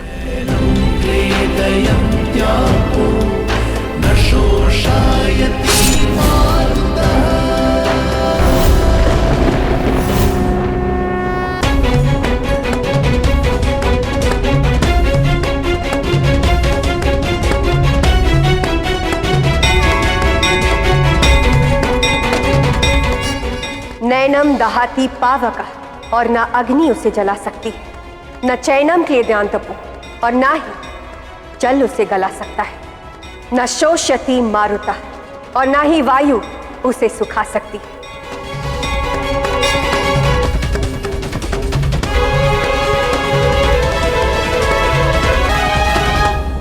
ये आपने क्या किया नारायण? मैंने वही किया महादेव जो देवी की इच्छा थी। शरीर नश्वर हो सकता है परंतु आत्मा सतत है, और महादेव इस सत्य को जानते हैं। परंतु नारायण, आपको पुनः महादेव को इस सत्य का भान कराना ही होगा, और इसीलिए मृत शरीर का नाश होना आवश्यक है ताकि व्यक्ति सांसारिक मोह माया से मुक्त हो जाए। और जहां तक सती के शरीर का प्रश्न है, तो जहां जहां सती के शरीर के पिंड गिरे हैं वो सभी स्थान पृथ्वी पे शक्ति पिंड बन जाएंगे, और आने वाले समय में उनका एक विशेष उद्देश्य होगा। जिस सृष्टि में देवी का अस्तित्व नहीं, मुझे उस सृष्टि में ही कोई रुचि नहीं।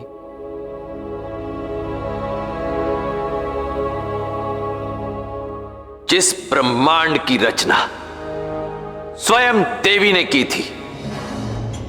मैं अनादि शिव उसी ब्रह्मांड को साक्षी मानकर यह प्रण लेता हूं कि जब तक देवी पुनः लौट नहीं आती तब तक मैं इस ब्रह्मांड के सभी कार्यों से विमुक्त रहूंगा।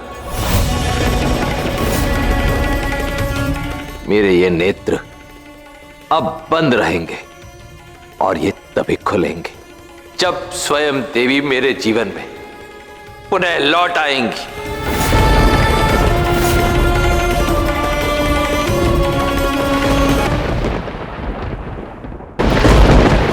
तारकासुर के स्थान पर मेरा एक और शक्तिशाली असुर देवताओं से युद्ध लड़ रहा है। वो असुर कौन है माता? दुदुम्बी।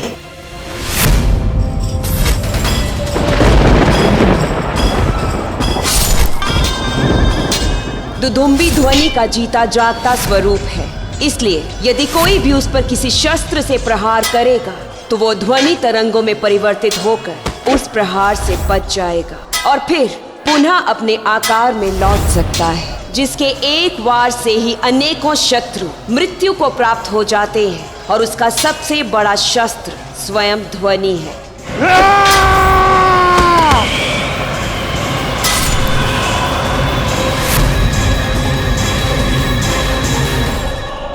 साहस और धीरज साधे रखो, देवी हमारी रक्षा को अवश्य आएगी। हे देवी, आपने मुझसे कहा था कि आप एक बार पुनः शगुन रूप में जन्म लेंगी, इसीलिए इसी क्षण से इस अखंड ज्योत की भांति हम आपका तब तक आवाहन करेंगे जब तक आप पुनः अवतार ना ले लें।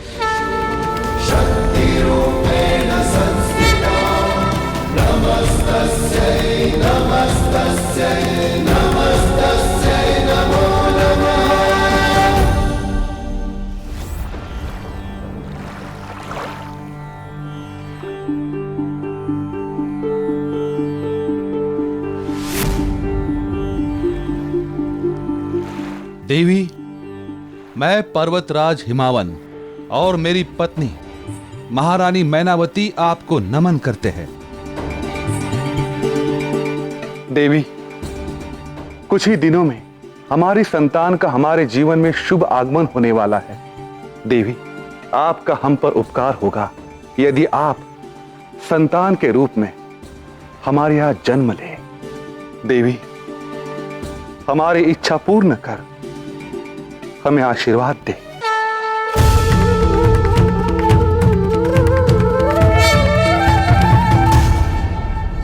जय हे देवी, जय हे देवी, जय हे देवी आद्य शक्ति।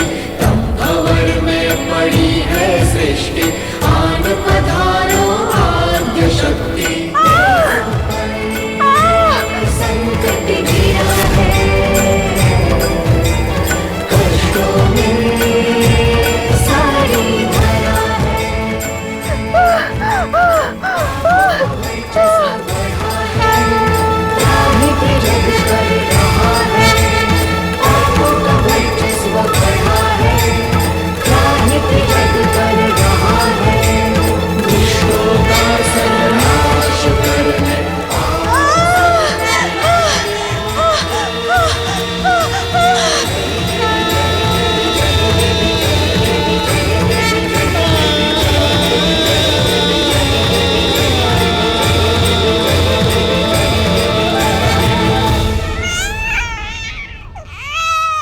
बधाई हो पर्वतराज जी, आपके घर देवी पधारी है।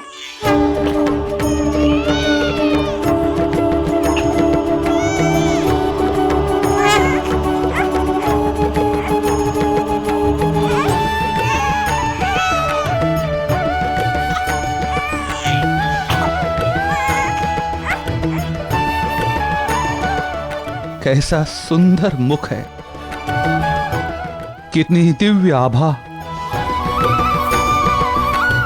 महारानी मैनावती, मुझे पूर्ण विश्वास है हमारी पुत्री दिव्य स्वरूप है, देवी स्वरूप है।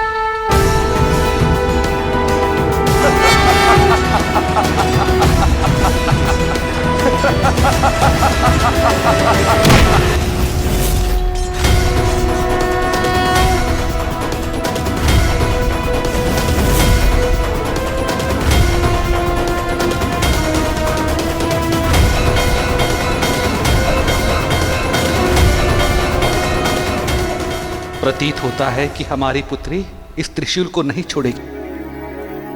मुझे विश्वास नहीं हो रहा कि हमने असुरों को युद्ध में पराजित कर दिया। किंतु ये हुआ कैसे? हम देवताओं के अस्त्रों में इतनी शक्ति आई कैसे? ये सब देवी की महिमा है।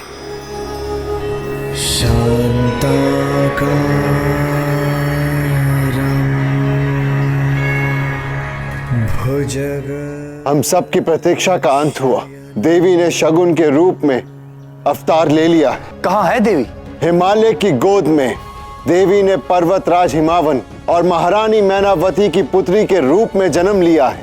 पर्वतराज हिमावन की जय, महारानी मैनावती की जय, पर्वतराज हिमावन की।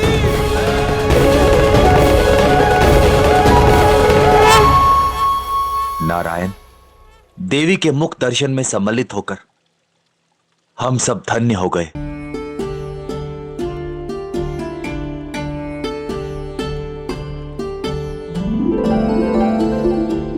हमारी पुत्री के प्रति आप सबके स्नेह के लिए हम आपके आभारी हैं।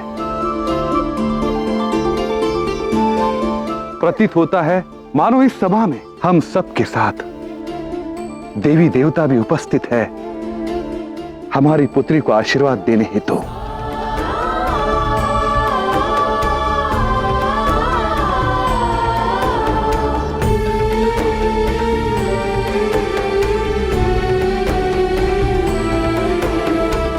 राजकुमारी का नाम क्या है पर्वतराज?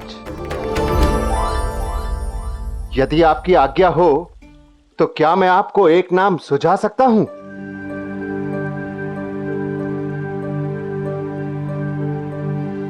अवश्य। पर्वत अर्थात शैल की पुत्री को यदि शैल पुत्री पार्वती के नाम से जाना जाए तो? पार्वती। पार्वती?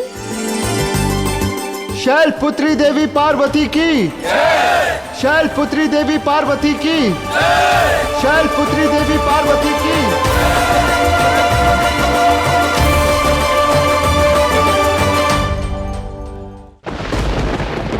नारायण ने सती की देह को इसलिए काटा था ताकि वो महादेव को विलाप से बाहर ला सके,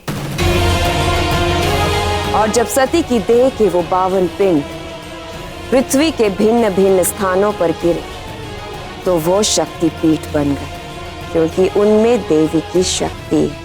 और मेरा उद्देश्य उन 52 पिंडों को एकत्रित करके उनकी ऊर्जा को अग्नि में समर्पित करना है। किंतु हमें ये शक्तिपीठ मिलेंगे कैसे? और उन 52 स्थानों के बारे में हमें कुछ नहीं पता। वो मुझे मिल गई माता, जिसकी हमें इस कार्य के लिए आवश्यकता थी।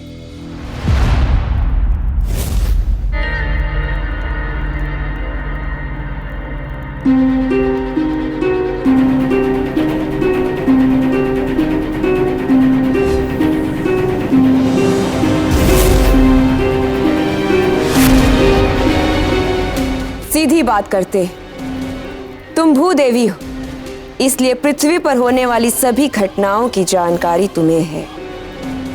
इसलिए मुझे विश्वास है कि सती के 52 पिंडों से निर्मित शक्तिपीठों की स्थापना की जानकारी भी तुम्हें होगी। मैं चाहती हूं कि तुम उन शक्तिपीठों को निगल कर यहां मेरे पास लाओ। कदापि नहीं। देवी के शक्तिपीठों को पाना मेरे लिए सौभाग्य की बात है। मैं स्वयं को नष्ट कर दूंगी, परंतु तुम्हारे इस पाप में तुम्हारा सहयोग कदापि नहीं करूंगी।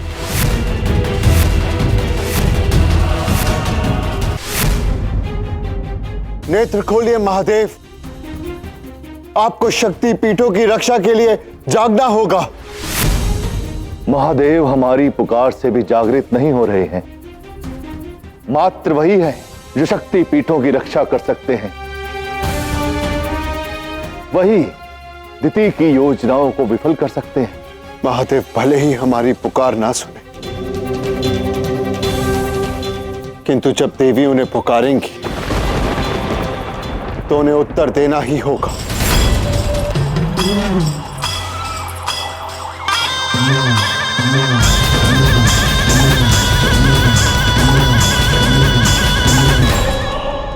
देवी, आपके इस शक्तिपीठ के साथ अन्य सभी शक्तिपीठों को मैं दीति से सुरक्षित करूंगी।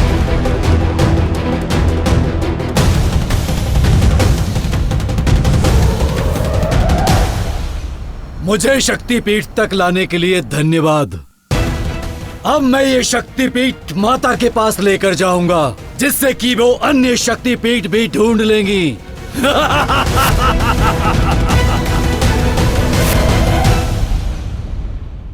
मेरा विश्वास कीजिए आर्य, मैंने बहुत प्रयास किया, किंतु जन्म से लेकर अब तक पार्वती के मुख से एक स्वर नहीं निकला। कहीं हमारी पुत्री मूक तो नहीं? ऐसा मत कहिए महारानी मैनावती। मुझे पूर्ण विश्वास है हमारी पुत्री मूक नहीं है। हाँ,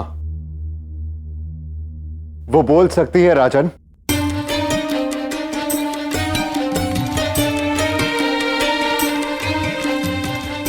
आप तो वही है ना जिन्होंने मेरी पुत्री का नामकरण किया। मैं एक वैद्य हूं और मुझे विश्वास है कि आपकी पुत्री बोल सकती है।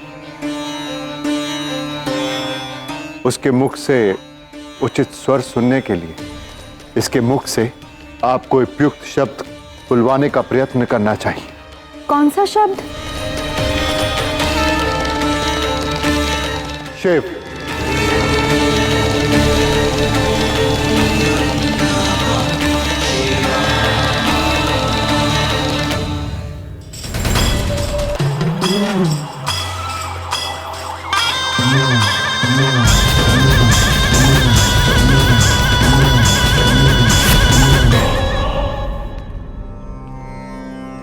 अपना प्रथम स्वर कहो पार्वती, कहो शिव।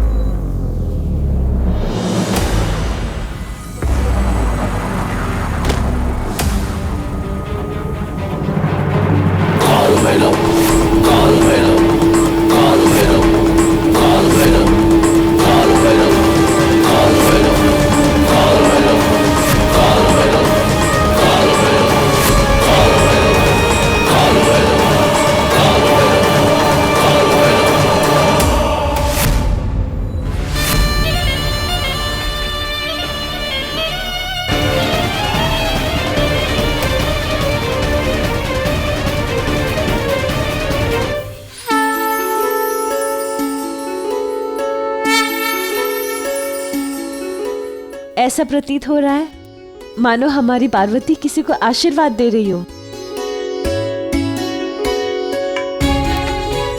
सत्य कहा आपने, प्रतीत तो ऐसा ही हो रहा है। अब जब पार्वती ने अपने मुख से शिव कह ही दिया है तो सब मंगलमय होगा।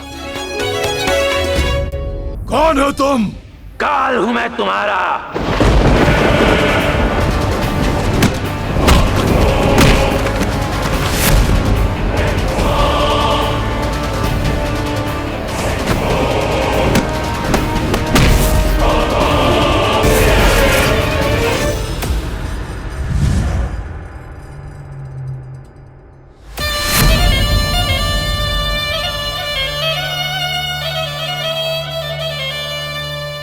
दुदंबी को इस शक्तिपीठ के प्रांगण से बाहर फेंककर आपने मेरी बहुत बड़ी सहायता की है, परंतु आपको यहाँ इस शक्तिपीठ की रक्षा के लिए किसने भेजा है? देवी।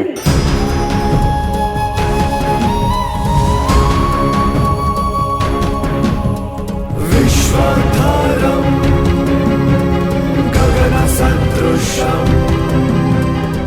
जैसे ही देवी ने शिव को पुकारा तो उन्होंने शक्तिपीठ की रक्षा हेतु अपना एक अंश भेज दिया।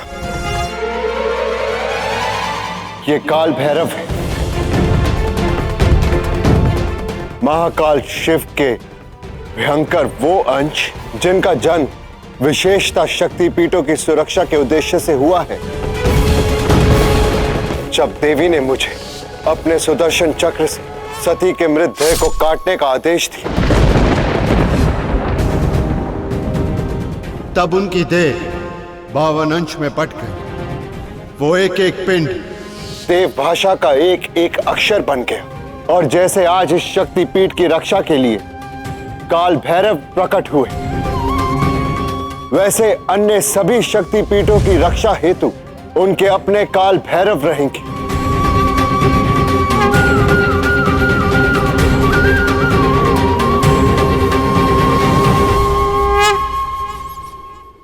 गुरुदेव, आज मैं आपसे जानना चाहती हूँ कि महादेव से मिलने का कोई शीघ्रतम मार्ग है? एक मंत्र अवश्य है जो तुम्हें महादेव के दर्शन के पथ पर अग्रसर कर सकता है, किंतु वो तभी फलीभूत होगा जब उसका जाप पूरी श्रद्धा और सच्चे मन से किया जाए। कौन सा मंत्र? पंचाक्षर स्तोत्र। ओम नमः शिवाय।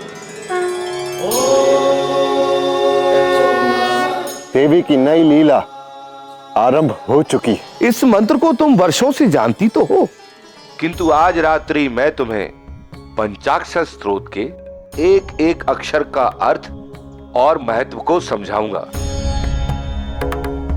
ओम नमः शिवाय। ओम नमः शिवाय।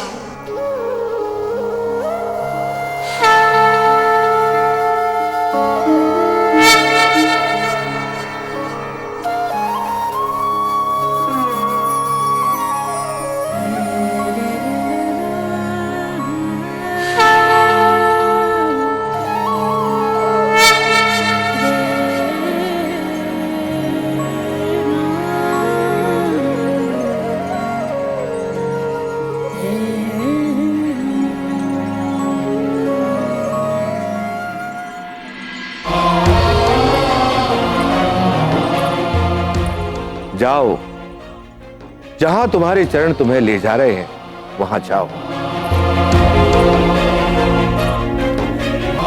क्योंकि ये रात्रि है महाशिवरात्रि, तुम्हारे जागरण की रात्रि।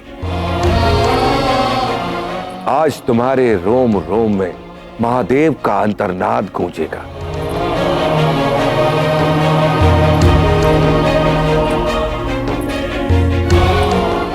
ओम नमः शिवाय।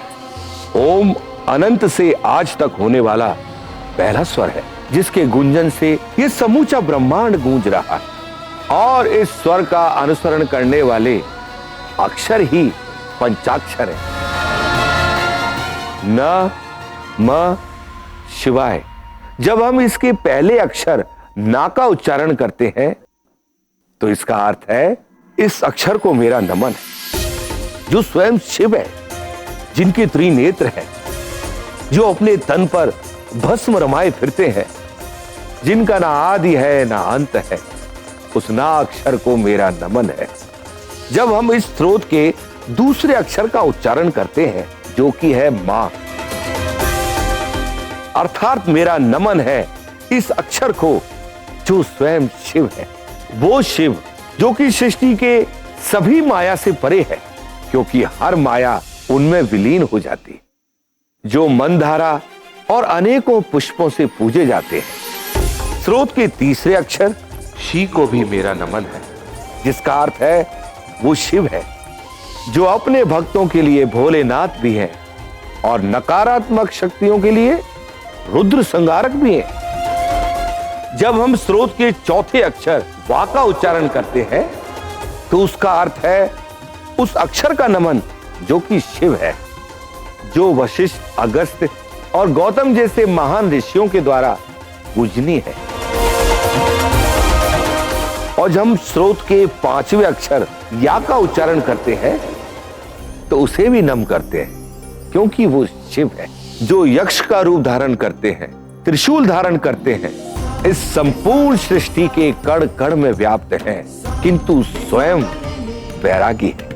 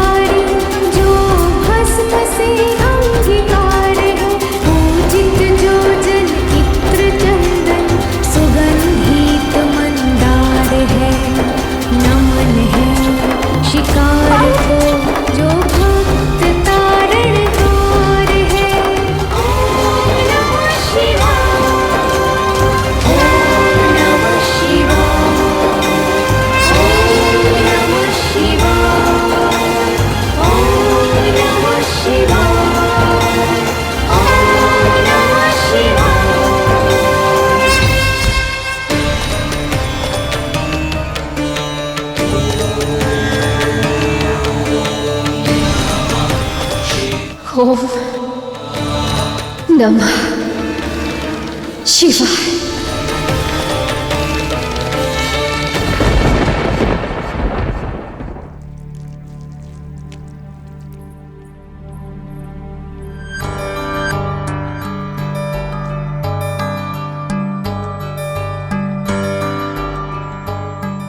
ये सब क्या है पार्वती? एक प्रयास महादेव से मिलने का। मैं कुछ समझी नहीं पुत्री। माँ, मैं अपने हाथों से 108 मिट्टी के शिवलिंग बना रही हूँ ताकि मैं महादेव की पूजा कर सकूं और उनका आवाहन कर सकूं। गुरुदेव ने कहा था कि इस 108 अंक का बहुत महत्व है। पता है माँ, हमारे शरीर में 108 नाड़ियां हैं जो परस्पर एक दूसरे को प्रतिच्छेदित करते हुए 7 चक्रों का निर्माण करती है, जिससे हमें आध्यात्मिक जागृति मिलती है। और केवल हमारे ही शरीर में नहीं, बल्कि समस्त ब्रह्मांड में ये 108 अंक सबको प्रस्तुत करता है। एक अर्थात आदि, जिसका मतलब है निर्माण। शून्य अर्थात अंत, जिसमें सब कुछ विलीन होकर नष्ट हो जाता है। और जब निर्माण का न और नष्ट का अष्टा मिलता है तो बनता है अष्ट, वो अंक जो अनंत है। अर्थात इस सृष्टि का आदि, अंत और अनंत सबका समावेश इस 108 अंक में है।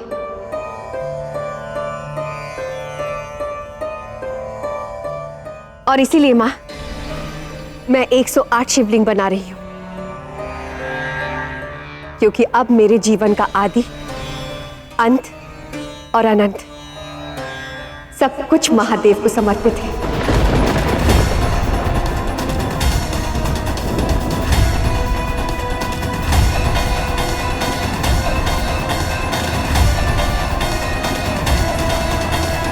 पार्वती, मुझे तुम्हें एक बहुत महत्वपूर्ण बात बतानी है। तुम तो जानती हो तुम्हारे पिताश्री काशी गए हैं। वहां हमारे राजपुरोहित रहते हैं। वो उनसे तुम्हारे विवाह का शुभ मुहूर्त निकलवाने गए हैं।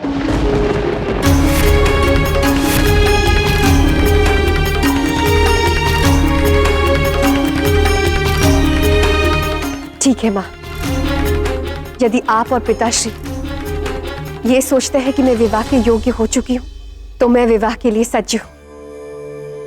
परंतु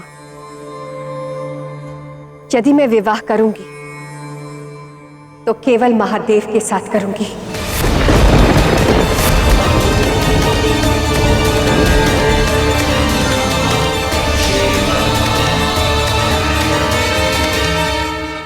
आज मैं स्वयं इस अमरनाथ गुफा में अपने हाथों से हिम की शिवलिंग की रचना करूंगी। मैं कामदेव ये कामना करता हूँ कि देवी पार्वती की दिव्य सुंदरता आपके मन में पुनः इस सृष्टि से जुड़ने की कामना को जागृत करे। मैं देवी रति अपने पति कामदेव की मृतदेह की भस्म को साक्षी मानकर देवी पार्वती को ये श्राप देती हूँ कि वो अपने गर्भ से कभी किसी योनित संतान को जन्म नहीं दे पाएंगी। आपने मेरे वाहन को क्षति पहुंचाई है महादेव, और इसके लिए आपको मुझसे युद्ध करना होगा।